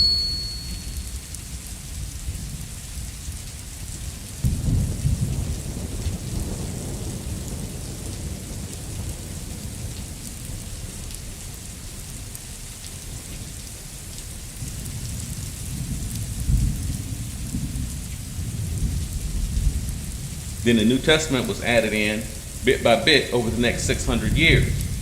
So that means that the book of Proverbs was added in somewhere within that 600-year period over a period of time. So let's just throw a dart and guess at it and say the book of Proverbs is dealing with a time period between 300 to 400 CE, meaning modern era. We were living in 2022 CE. So in 300 to 400 CE, modern era, Proverbs contains compilations of writings from our ancient Egyptian and Mesopotamian ancestors. Okay?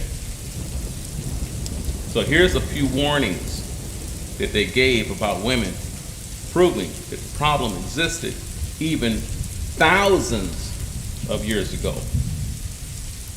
All right? Proverbs 6, verse 23.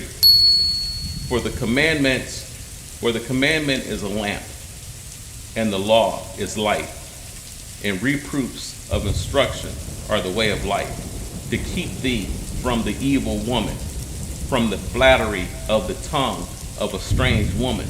Lust not after her beauty in thine heart, neither let her take thee with her eyelids. For by means of a whorish woman, a man is brought to a piece of bread, and the adulteress will hunt for the precious life. Okay. Proverbs 9, verse 13. A foolish woman is clamorous. She is simple and knows nothing. For she sitteth at the door of her house on a seat in the high places of the city, to call passengers who go by on their ways. Whoso is simple enough, let him turn into there. And as for him that wants understanding, she says to him, that means the guy that goes in and wants to know what's happening, she says to him, stolen waters are sweet, and bread eaten in secret is pleasant.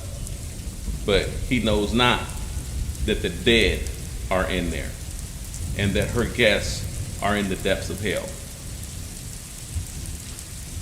Okay, Proverbs 21, verse 8 through 10. The way of man is forward and strange, but as for the pure, his work is right.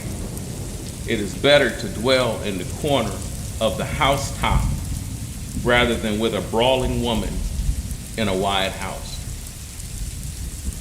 Proverbs 21, verse 19. It is better to dwell in the wilderness than with a contentious and angry woman. See? All of this is coming from your ancestors, man, from over 2,000 years ago. And even they were trying to tell you to stop connecting yourselves to these fallen demons with their faces covered in horror paint. Okay? Satanic carvings all over their flesh and the hair of other women on top of their heads. Sometimes it's the hair of dead women. They don't realize they get this stuff from Brazil, they get this hair from India, and what happens a lot of times, these women die and they shave the hair off of corpses and then bag it up, you know, put some chemicals on there to try to disinfect it and then sell it to these fools over here. And she walking around with the hair of a corpse on her head. And they wonder why her scalp is all infected. Right? You see them running around smacking themselves in the head all the time. It's because it's dirty. It's infected. Right? It's unclean. And the hair was probably infected before she put it in there. All right? So, what's happening with that is they're deceiving you into believing that they look different than they really do. Demonic. Okay? They might say, well, you know, he don't know what he's talking about. But then if you call yourself a Christian, then that's the word of God right there, right? You call yourself a Christian. But if you call yourself a historian, then that's your ancestors. Even Tupac trying to tell you. So at this point, you should thoroughly understand why everybody has been so oppressive to women all over the world. Because as soon as you let up and started giving them freedoms and trying to empower them, what happened? All right? So, have you all ever had a dog that was on the leash and he was eating from your hand until you took the leash off? Then as soon as you took the leash off, it turned on you and started snapping at your face? See? There you go. They turned on you and started trying to destroy not only the man, but they even lash out and try to rip each other apart. But I say, like, you don't have to believe me. Go back and watch all those video clips. And they tell you themselves, and they're very proud of how badly that they can hurt people. You ever heard of, you know, women that tell you, I wish you would. I wish you would. I wish a bitch would. I wish that they proud of being able to hurt each other and you. And they brag about what they've done to their men in the past, and they brag about how they played them, and they brag about how they, you know, have done this or done that, and just waiting on the first opportunity to step out. And they don't care how you feel about it. Check this out. Are y'all single or got girlfriends? What's up? I have a girlfriend. How about you? It's kind of complicated. Do you know her as a girl? Oh, yeah, Siri? Yeah. Can we loyalty test your girlfriends out, okay? I mean, sure. I mean, yeah. Call his girl on your phone and try Netflix and chill with his girl behind his back. You feel me? Yeah. You get it? Hey, I thought you were cute. Like, are you busy tonight or what are you doing tonight? What do you mean? I mean, like, you know Diego's not gonna be like at the crib tonight. I was just wondering what you were doing tonight. It's kind of f***ed up. Like, I don't know. I'm not really trying to do anything. I don't want Diego to find out. Well, I mean, you know he's not gonna be at the crib. He has practice, so. I don't know. Like, what if he shows up? Like, that would be so bad. I mean, I don't know what I would do. Somebody's calling me right now. I gotta go, but can I call you back? Yeah, call me back. Okay. Bye. Yo, that's kind of suspicious. She's calling me right now. She's calling you? Yeah, she's calling me right now. Hey, all right, come here. I'm just wondering what you're up to the rest of the day. I don't know. Like, I might be busy or something. I'm not too sure. Are you by any chance with Q right now? I mean, why? Why do you ask that? I was just wondering, like, if you were alone, if you were with anybody else. I feel like you're with him a lot, so. I'm not with him right now. I'm not with Q right now, but, Okay, cool. Actually, I'm getting a call right now. Can I call you back? I mean, sure. Yeah. Just okay, let cool. me know. Okay, talk to you later. All right, bye. Love you. Okay, bye. Love you too. Bro, she didn't even mention that he called you. She didn't even mention that he called. Oh shit, she's calling me. She's calling you? Yeah, she's calling me. Hey, Siri. Hey, what's up? I was just talking with Diego, and it sounds like I don't think he'll be out at the apartment tonight, so if we're really careful, I'm down to slide. Oh, man. What time you want to come through? You're really careful, huh? Really careful, huh? Do you know who I am? Do you know what's going on right now? Take the phone. What's going on? Siri, it's me. Now, earlier, we were talking about Lilith in earlier religious texts. But the Bible alludes to her specifically also. Okay. Check out Isaiah chapter 34, verse 14. And it says, the wild beasts of the desert shall meet with the wild beasts of the island, and the satyr shall cry to his fellow, the screech owl, also shall rest there, and find for herself a place to rest. Now remember, I just told you, in Hebrew language text, the term Lilith or Lilith is translated as night creatures, night monster, night hag, or screech owl. See? Why does it specify the screech owl as female? Her. Why does it pinpoint that part? Well, if we jump over to the Message Bible, it's more specific. What is the Message Bible? You know, the Message Bible, these different versions, it rewords that passage just a little bit here and there, and it's a little more specific. And it says, same chapter and verse, Isaiah 34:14, wildcats and hyenas will hunt together. Demons and devils dance through the night. The night demon Lilith, evil and rapacious, will establish permanent quarters. See? The evil and rapacious. Lilith, evil and rapacious, will establish permanent quarters. Yeah, I'd never heard of the Message Bible either. I know the Message Bible, what is that?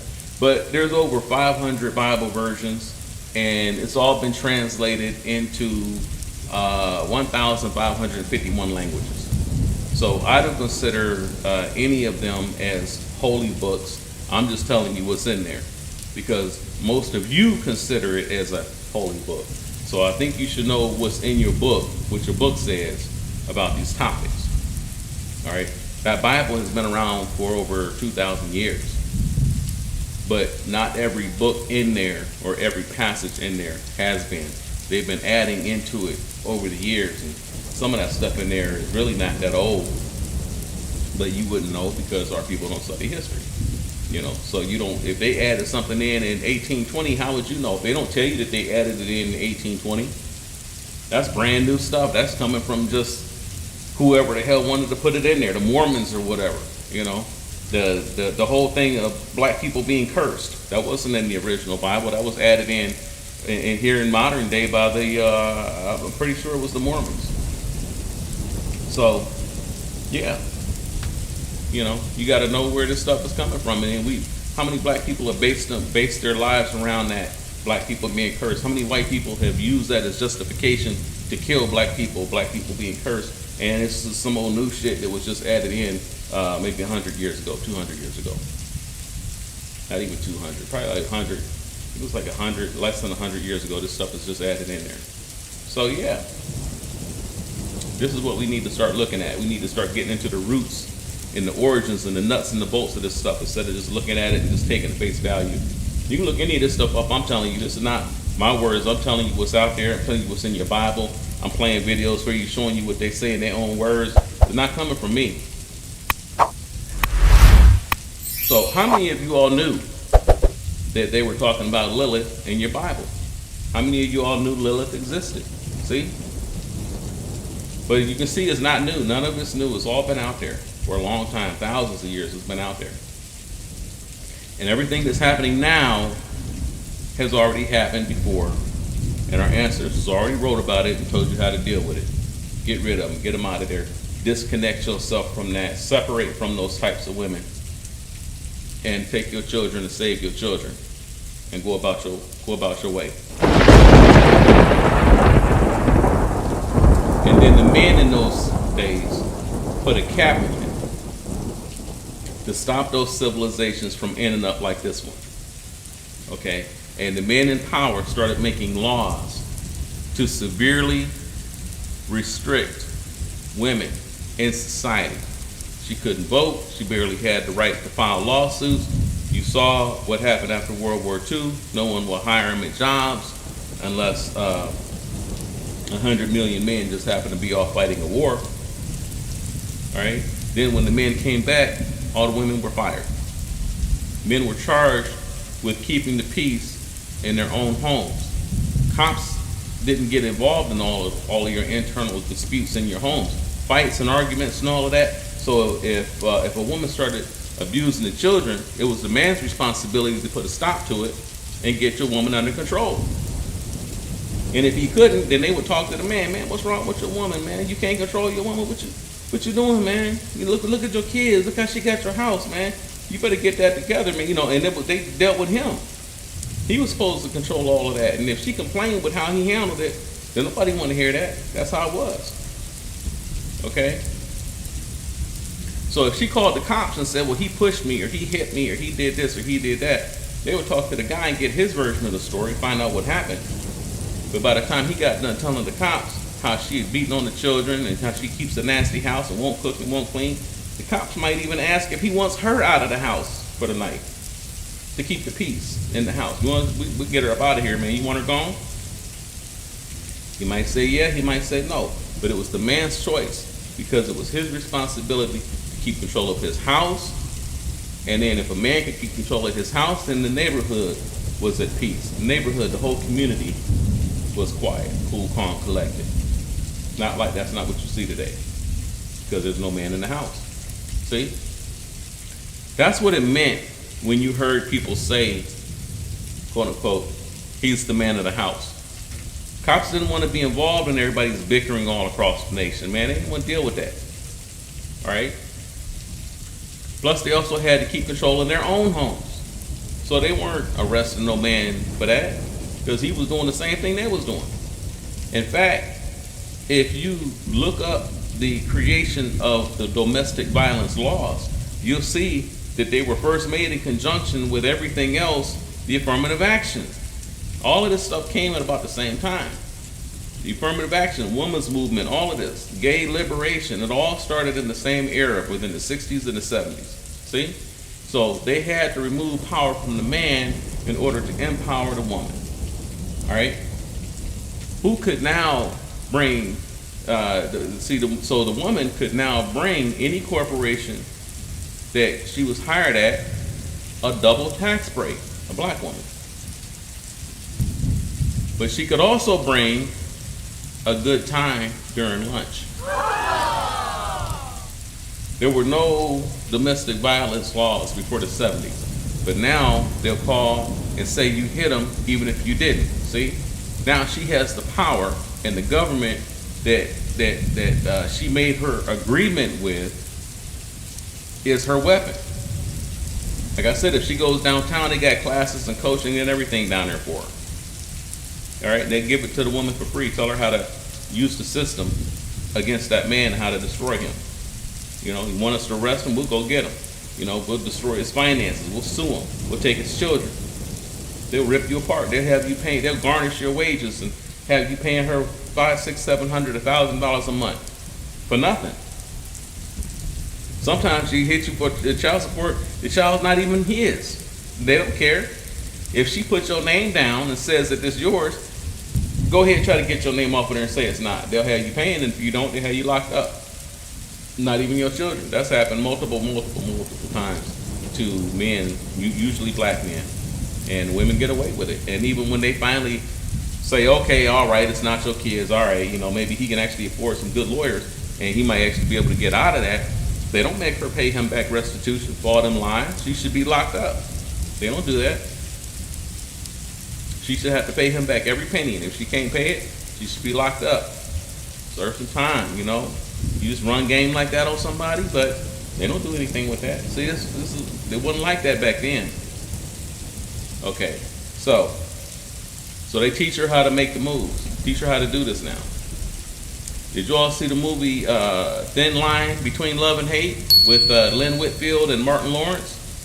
I talked about this in one of my earlier videos, but I mistakenly called her Angela Bassett. But yeah, it was Lynn Whitfield. And in the movie, she beat herself up and then called the cops and said he did it. Got him arrested and ruined his life. How can he prove that he didn't do it? Women are still doing that all across the country right now today, accusing men of doing things that they never did, and no questions asked, and the men get arrested and locked up. See? That's the agreement of the demons and the devils. The demons join on with the devils in action. All right? Action, reaction. Remember what we're talking about? See what I'm saying? So they create the action. They work with the government, work with these devils, and then these demonic women join in with the devils, and then they create an action to get the men trapped up in it. Okay? Men in power can fix this almost overnight, anytime they want. All they got to do is just change the laws. The same way that they got it started, they changed the laws. But the current ones won't change it, because there was a reason why they made all of these pro-feminist laws in the first place. And it was about much more than just affirmative action and making her a double minority and all of that. That was only a byproduct of what they were really into. And what they really have going on behind the scenes is, that's a whole nother thing, man. But we'll get into it. But that's probably for season 2, because it goes way too deep and way out in left field. But we'll get there. Right now, this here, we dealing with the basic stuff. Socio-political bullshit that people caught up into right now today. What's coming on the internet, what's coming on the news. This is the kind of the preliminary, the foundation, and then we'll get into the more esoteric, the finer, more kind of out there type stuff later on in season 2. Maybe it'll be a season 3. I'm not looking to have 5,000 videos online. I'm gonna have a series, a collection, and then that's gonna be it, because I feel like once I've already said it, there's no point to keep saying it over and over and over, for the next 10 years. I'm gonna put it out there, I'm gonna say it once, put it together. We're gonna have maybe a season 1, maybe definitely we're gonna have season 1, season 2, maybe a season 3, and then that should be enough. We should be able to call it a day at that point. So we'll see what's going on at that point in time as to how long we keep that going. See how it goes. But anyway, so yeah. They take the women and they coach and they show them how to set you up. Get them arrested, how to get you arrested, and teach them how to ruin the men's lives. And the women have been putting this into practice at every turn. With the government's help, they are making rich men poor and getting poor men locked up. Check this out. Well, now to a story of treachery and deceit. From the outside, they looked like a happily married couple, but when Faisal had doubts and turned to a lawyer, his wife took their breakup to the next level.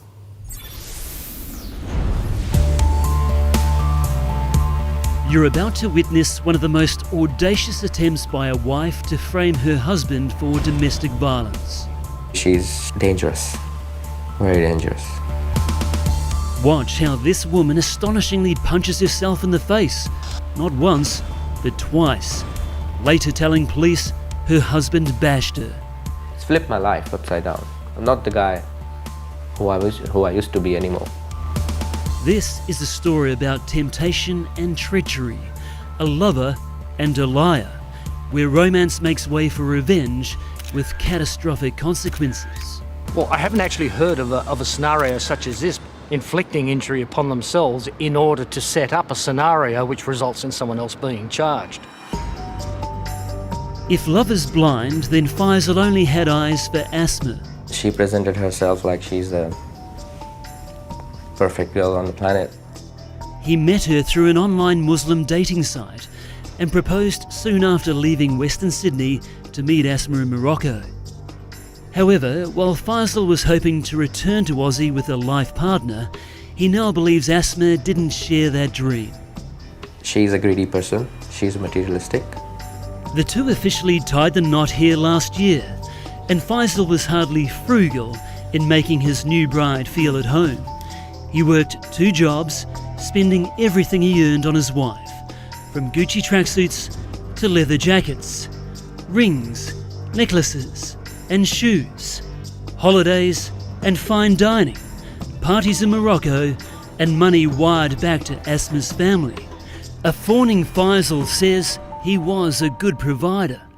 All this traveling, going back and forth twice and 3 times and doing all the functions, receptions, engagement, jewelry, stuff, probably I'm under 200,000. But Faisal says they were constantly arguing, and in April he walked into an incredible sting when he came home from a night shift at Woolies. Yeah, it was all prepared for me, the whole crime scene. The unit had been ransacked. Faisal says Asma was waiting for him with this disturbing message.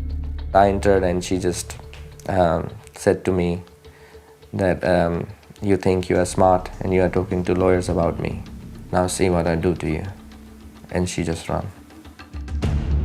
CCTV captures the bizarre events that followed. Asma runs from the apartment and into the lift. She presses the button, takes a few moments before the incredible Asma attack. She gives herself 2 uppercuts to her face and clutches her cheek. She then checks her handiwork in the mirror. Seemingly satisfied with her self-inflicted punishment, Asma eagerly waits for the lift door to open. She takes off down the hall and into the street to call police. Oblivious to what his wife had cooked up and concerned for her safety, Faisal also went to the police, where he was arrested and charged with assault. If convicted, he faced up to 7 years behind bars. I didn't know that she's going to go to that extent, go to the police and forget everything what I did for her and just ruin my life. In a follow-up sucker punch, Faisal says the police unwittingly helped Asma steal his things, which she had packed into these suitcases while he was being held at the station. But more importantly, Faisal's freedom was also about to be taken. Did you ever harm Asma? Never. I really loved her. Faisal spent 20 grand on a lawyer and trawled through hours of CCTV to find his get-out-of-jail card. And once I saw this, I felt relieved that now the justice will be served. New South Wales police dropped the assault charges, but never charged his estranged wife for making a false accusation, an offence which also carries a jail term of up to 7 years. Question is, why not? The answer is, because if they do, they're going to be embarrassed by what they didn't do at first instance. Victims of crime advocate Howard Brown says it appears police failed to investigate Asma's assault claims properly and assumed Faisal was guilty from the outset. So when you realise that someone has made a false declaration to a police officer and you can prove that she made a false declaration, you then charge her with perverting the course of justice. Police haven't done that. Asma's statement to police is shocking. Faisal grabbed my throat with both hands and began to squeeze tight until the point I was unable to breathe. He punched me on my left cheek and with his fist. He has started to hit me everywhere with the belt. He was so violent to me. I thought I was going to die. Faisal suspects Asma's motive was an email she discovered he had sent to a visa migration agent. He says he wanted out of the marriage, which was potentially a threat to her ability to stay in Australia. What do you feel when you look back at these photos of her? Sad that I shouldn't have done that. Should have known better? Yeah, should have known better. Asma has since disappeared somewhere in Australia, leaving Faisal to deal with the fallout from false love. He's battling away in average shared accommodation to help pay off his debts. The hurt hubby now wants his estranged wife charged, held accountable, and deported back to Morocco. I am the victim now. I got used and abused over and over again, mentally, financially, emotionally, you name it. I'm the victim. So She did that. Now it's her turn to face the consequences. Faisal says he's got a long road ahead before he's capable of finding love again, but says he's learned a valuable, albeit expensive, life lesson. If God shows you true colors of someone, don't try to paint a different picture. Just stick with that. You'll end up like me. See? He got himself one of those little Barbie doll baddies, you know? She's a little fine chick, you know, look good and everything, you know? Nobody would have turned her down. But yet, you see, that's the one that we all been like, wow, you know, that's what's up, that's what's up. He got her dripping in gold and diamonds. He got her living the life of a princess. And even that's not enough. She still turned on him, set him up, lied, stole from him, and jetted. Now she got him living in a little basic, little dirty ass apartment somewhere trying to fight the charges against him. See? What was she running from? Usually they say, well, he was too controlling. You know, I couldn't do anything without him being there, and he told me that I could never leave him. You know, I had to do this way, and I had to do that way, and it was just too much, and you know, and I just couldn't take it anymore. You know, I'm just guessing. That's usually what they say. I don't know. You know, but you draped in gold and diamonds. See, but he just on you too much, and it's too much pressure.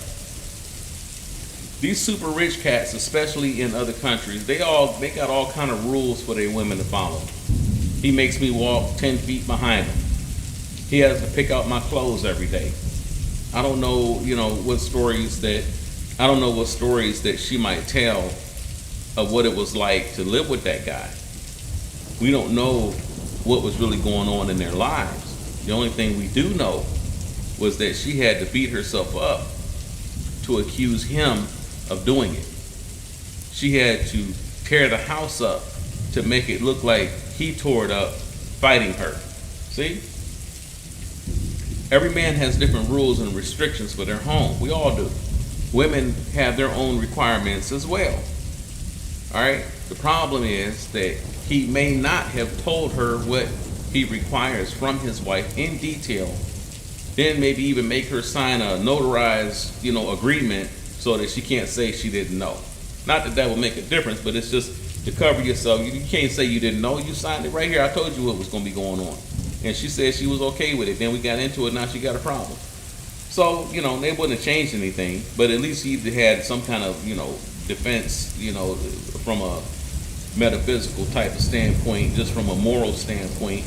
You know, we don't know what she's saying he did to her. You know, she didn't get on the TV and say that he did anything.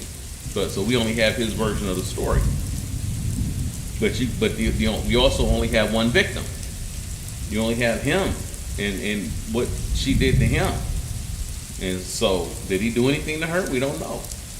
We don't have that part of the story. So we can't assume that he did really anything to her.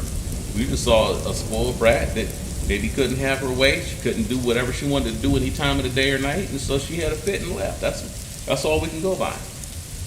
Okay, so I say, you know, look, you get with these different ones, don't get married. They move in, okay, cool. They moving in there, y'all kicking it, doing your thing.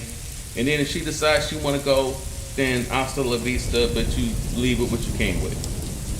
Easy and simple. You ain't get no lawyers, divorces, and all of that. Men got to start coming up with things that work for them, and then anybody that wants to deal with that man is going to have to live according to what he says. So don't get married. You want to move in, cool. You want to leave, cool, but you leave with what you came with, point blank, you know, and make sure you're not in a state where they have it, where I forget the name for it, but you have to make sure you're not living in a state where just living together, you already assumed to be married. I forget what it's called. But, you know, there's certain states that if y'all live together for a little while, you're married, as far as the state is concerned, and she can still hit you with alimony and all of that. So, you know, double check that, and as long as you're not, then y'all good. And then so the man has to start taking control. Don't, you know, when you start marrying and signing contracts and agreements, you set yourself up. So anyway, these females that they want to get with these millionaires and billionaires. You heard them on Kevin Samuels. All of them want six-figure men, millionaire men. Okay, so even a man just making $30,000 a year, She wants to be with him, but she still wants to do whatever the hell she wants to do. Still wants to run around. She want to have the hot girl summers or just laying around by the pool all day. Then as soon as he starts putting some rules and expectations on her, she'll turn on the man and starts flipping the fuck out. Like that one in the video, okay? Check out the house that he's got her living in this one. Check this out. 6 tonight, another twist in a legal drama between a millionaire and his ex-fiancée. He accuses her of stealing millions in jewels, and she accuses him of setting her up and physical abuse. And now a jury will have to watch 2 meltdowns and try to figure out who is telling the truth here. Fox 13's Gloria Gomez is here with the latest video to surface in this crazy case. Okay, Gloria. It really is. And the video shows Mary Hunt basically having a temper tantrum, but the millionaire's attorney says the video also shows something else. We've seen video of Scott Mitchell having a meltdown. Please stop. Now there's video of Mary Hunt having one too.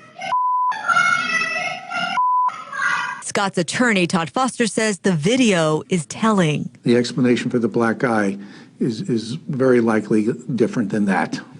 So did he beat her? He did not beat her. The bad blood between the millionaire and his ex-fiancée began after their nasty split up. Scott accused Mary of stealing millions of dollars worth of diamonds, jewels, and gold from his home safe. Mary said he set her up. She also claimed he abused her. There were so many times where I just wanted to give up and I couldn't do it anymore. And I think about how much he would have wanted this. But Foster says the bumps and bruises were self-inflicted. No evidence that he ever beat her. And this video demonstrates that she is striking herself in that same area of her face and head that they allege Scott struck her. Foster is also going after video experts hired by Mary Hunt's defense team. Stephen Coleman with the United States Forensics analyzed home surveillance video that may show Mary Hunt removing items from the home. Coleman believes the video may have been altered or tampered with, but couldn't say for sure because he never got to see the original video. Coleman has left United States Forensics and is now a web designer. Foster isn't worried about Coleman's findings. We've gone and sought out national experts to come in and say, yes, this evidence is reliable. And not just any expert. Bruce Koenig, the former head of the FBI Forensics Lab. He testified in some of the most high-profile cases around, including the JFK assassination and the Sabrina Eisenberg case. Expect a battle of the experts in court. Please stop. And a battle of the video meltdowns. Now, Barry Cohen, which is Mary Hunt's attorney, did comment on this video earlier today saying, quote, "This is what happens when you live with a psychopath and they push you and they push you and they push you until you react in an irrational way. Anyone who's ever lived with a psychopath understands this reaction." We, of course, Mark, will continue to follow this one. Back to you.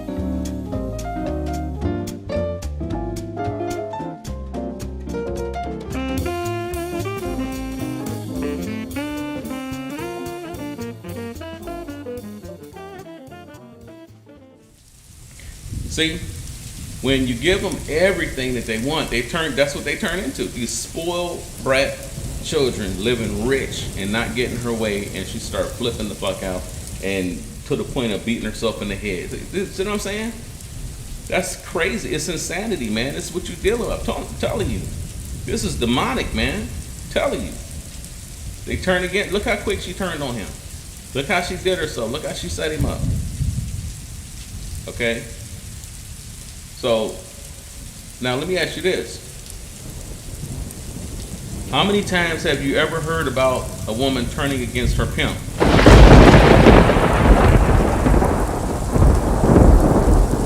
See, women love and respect their pimps and will do anything for him.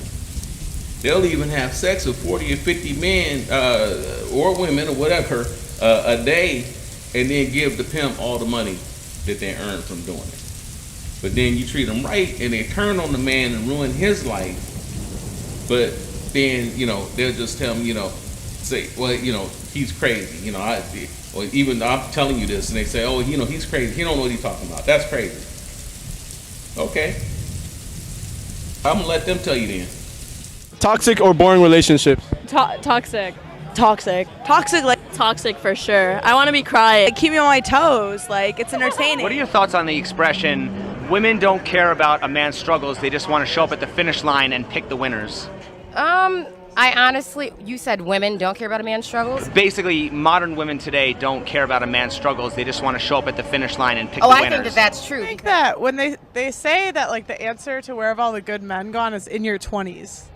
Like, where it's like an expression where women would look over the good men in their 20s and, like, pick the bad boys, and then in their 30s they're like, oh, well, take me now. But it's like they're kind of salty because we overlooked them in our 20s. So yeah, we do overlook them in our 20s, and I can say we overlook them in our 30s because I've been stuck with some bad men in the 30s. Do you think it's true that women will make rules for the wrong guy but break rules for the right guy? I do believe that. I think so too. Well, I mean, sometimes we like the bad boys, so we tend to break the rules for them. Do you think that women tend to lust after bad boys but want to settle down with nice guys? Oh, we sure do. I love a bad boy. What's attractive about a bad boy? They just have that quality that just is so attractive. How do bad boys treat women? Horrible. So then why would you want to be with a bad boy when they treat you badly? Because they do other things that the good ones don't. Like what? I don't want to go there. Can I tell you an interesting stat that I think most women don't know? 1 in 3 men under 30 are either virgins or haven't had sex in the past year. Oh, I didn't know that. So a lot of times, like, we'll complain about guys cheating, but we pick the cheaters because there's a lot of guys that won't cheat on you. We just don't like them. I honestly did not know that, and that's a good fact to know. Would you believe it? Like, does that make sense with what you've seen? I believe it, but I still end up with a cheater. Yeah, because I think we like guys that cheat. Who's not having sex is somewhere where I don't see, because I'm going with the bad boys. So yes. So would you say that a lot of women are more attracted to, like, toxic men? Yeah, I think they are. So why do women complain about, toxic masculinity when a lot of women are enabling that behavior by choosing to date bad boys and toxic men? I think it stems from our childhood. Sometimes we have somebody in our life that is a toxic person because we've seen it happen to someone else in our family. So then we kind of follow in the footstep of that. See? That's not me. Women telling you themselves. That's why you getting played, brother. Right there. They've been showing you ever since the 70s that they do not want decent men. The daughters of Lilith feed on drama, chaos, pain, and hate. That's in their own words. That's what they want.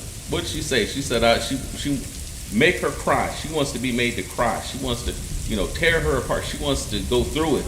Toxic for sure. I want to be crying. That's what she said. She wants a pimp. See? You heard it. That's why the pimps have stables of females. And even with millions of dollars, you can't keep one. A pimp ain't got them draped in gold and diamonds. They happy to get an ice cream cone from that fool. Okay? So, don't get mad at me. I'm just the messenger. I'm just telling you what these females are saying after you waste all of your time and money on them. Every premise that I presented in this video, no matter how wild or crazy, was either supported by or based on the views, concepts, and ideas and videos that were put out by women, not me. In fact, if you think about it, I haven't given hardly any of my own personal views, but in this whole video, maybe it's like I said, there's a comment here and there, but 99% of this video content is all coming from history or from the women themselves. This is what they said. So I hope that every man watching this can not only now see the truth, but is able to make the appropriate changes in his life to get these demonic parasites out of your lives that are living off you, draining you dry, stealing your peace, stealing your happiness, stealing your joy. Then in the end, when you finally had enough and try to get rid of her. Then they show you who they really are, and you'll see their faces almost shift into these demonic type expressions, and that's actually what's really inside of them. And they reveal their true feelings, and they tell you that you ain't shit, and you ain't never been shit, and she'll tell you that she never loved you, and then she'll tell you how many people she's been fucking since you all have been together. And usually some of them have been your best friends or your family, and those are all in the lineup, and you didn't know that. And you was hanging out with your cousin just last week, and he never told you that he was laying with your woman. See? And maybe she was getting gangbanged by all your friends and stuff, and all your friends hanging out with you. She never told you that, neither did they. See? So a wise man once said that the one you meet at the end of the relationship is the one you were always with and just didn't know it. So if any of you men are still out there breaking your backs, working 2 or 3 jobs, putting in 60, 70, 80 hours a week to try and keep them happy, splurging on all of these damn holidays, trunk loaded up with gifts for the holidays, Valentine's Day, Christmas, sweetest day, man, you're gonna kill yourself, brother. Relax. Fire up the PlayStation and enjoy yourself. If she don't like it, tell her she can get out. Pay off your bills, cut your hours down at work, and your level of happiness and relaxation will go through the roof. Otherwise, you're just wasting your time. And if multimillionaires can't keep them happy, what makes you think you can? It's impossible. Now, I'm not telling you to go be a pimp either, because now you're surrounded by them. Ain't nobody got time for energy for all of that, man. I'm just saying that the ones who treat them like that don't have the problems that normal hard-working men have. They don't have the problems we have. They might have other problems, but they ain't got the problems we have. You know, ain't no woman disrespecting him, he ain't gonna have it. She got one time to speak up on him like that, and that'll probably be about the last time she speak to him like that. And she ain't going nowhere. She be right there, you know, cooking his food. What you want, baby? I got you, baby. You know, you hear how they talk to him, man. See, Snoop ain't had them problems. Snoop talked about his stable, his pimp hand strong, he pulled back. You know, you seen his videos, man. See what I'm saying? They don't have the problems that, like what me and you get on here talk about. So, you just heard all these females confirm it. Y'all out here working from sun up to sundown, got her riding in Jaguars and BMWs, got gold and diamonds around her neck, and she can't stand the sight of you. You just heard him admit it. So all I'm saying is, focus on your hopes and dreams, not females.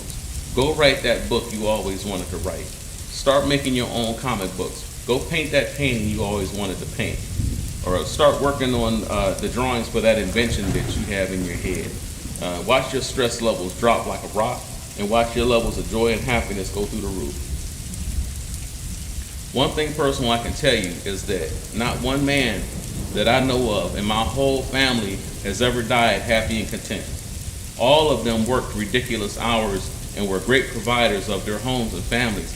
And all of them, every man I've ever known, were living in middle class status and had their families living well and their wives in nice cars and fur coats. They showered their children and wives in expensive gifts for birthdays and Christmas, and every last one of them was nagged and dogged out until they took their last breath. They all died in pain, misery, loneliness, and were shattered shells when they took their last breath. Why? Why does it have to be that way? Well, this info really ain't for season 1, but I'm gonna tell you, and I'm not speaking metaphorically when I say y'all are fucking with demons. A lot of you all get online and talking about, you know, licking on these things and hugging them and having sex with them and having babies with them, and every night y'all laying next to something that's not even human. I'm not speaking metaphorically. I am speaking literally. Some of these things that you all are laying with are not human. Literally. I'm speaking on the real. You all remember back in the day when people used to take photos And if the flash was too bright, they would have what they call that red eye. Remember red eye pictures? That was real big, 70s and 80s. You take a flash and everybody had red eyes, okay? And that was because the flash, when the flash, or they had a bright light in the room, illuminated the blood vessels in the retinas. And then this happened a lot, you know, and then you could see it looked like their eyes was almost red right in the middle, you know, where the light went in, it would go in there and light up the blood vessels. Okay. So why is it then that today so many women's eyes are reflective?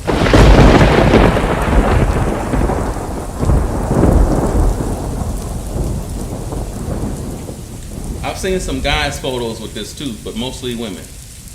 The only ones who are supposed to have reflective eyes are night hunters, predators. Isn't that what they call Lilith? The night hunter? The screeching owl? Owls also have reflective eyes. So I don't want to get too deep into that. That's enough, you know, for you to realize that men are really in danger out here. Y'all don't know who you are laying with. It's not a joke.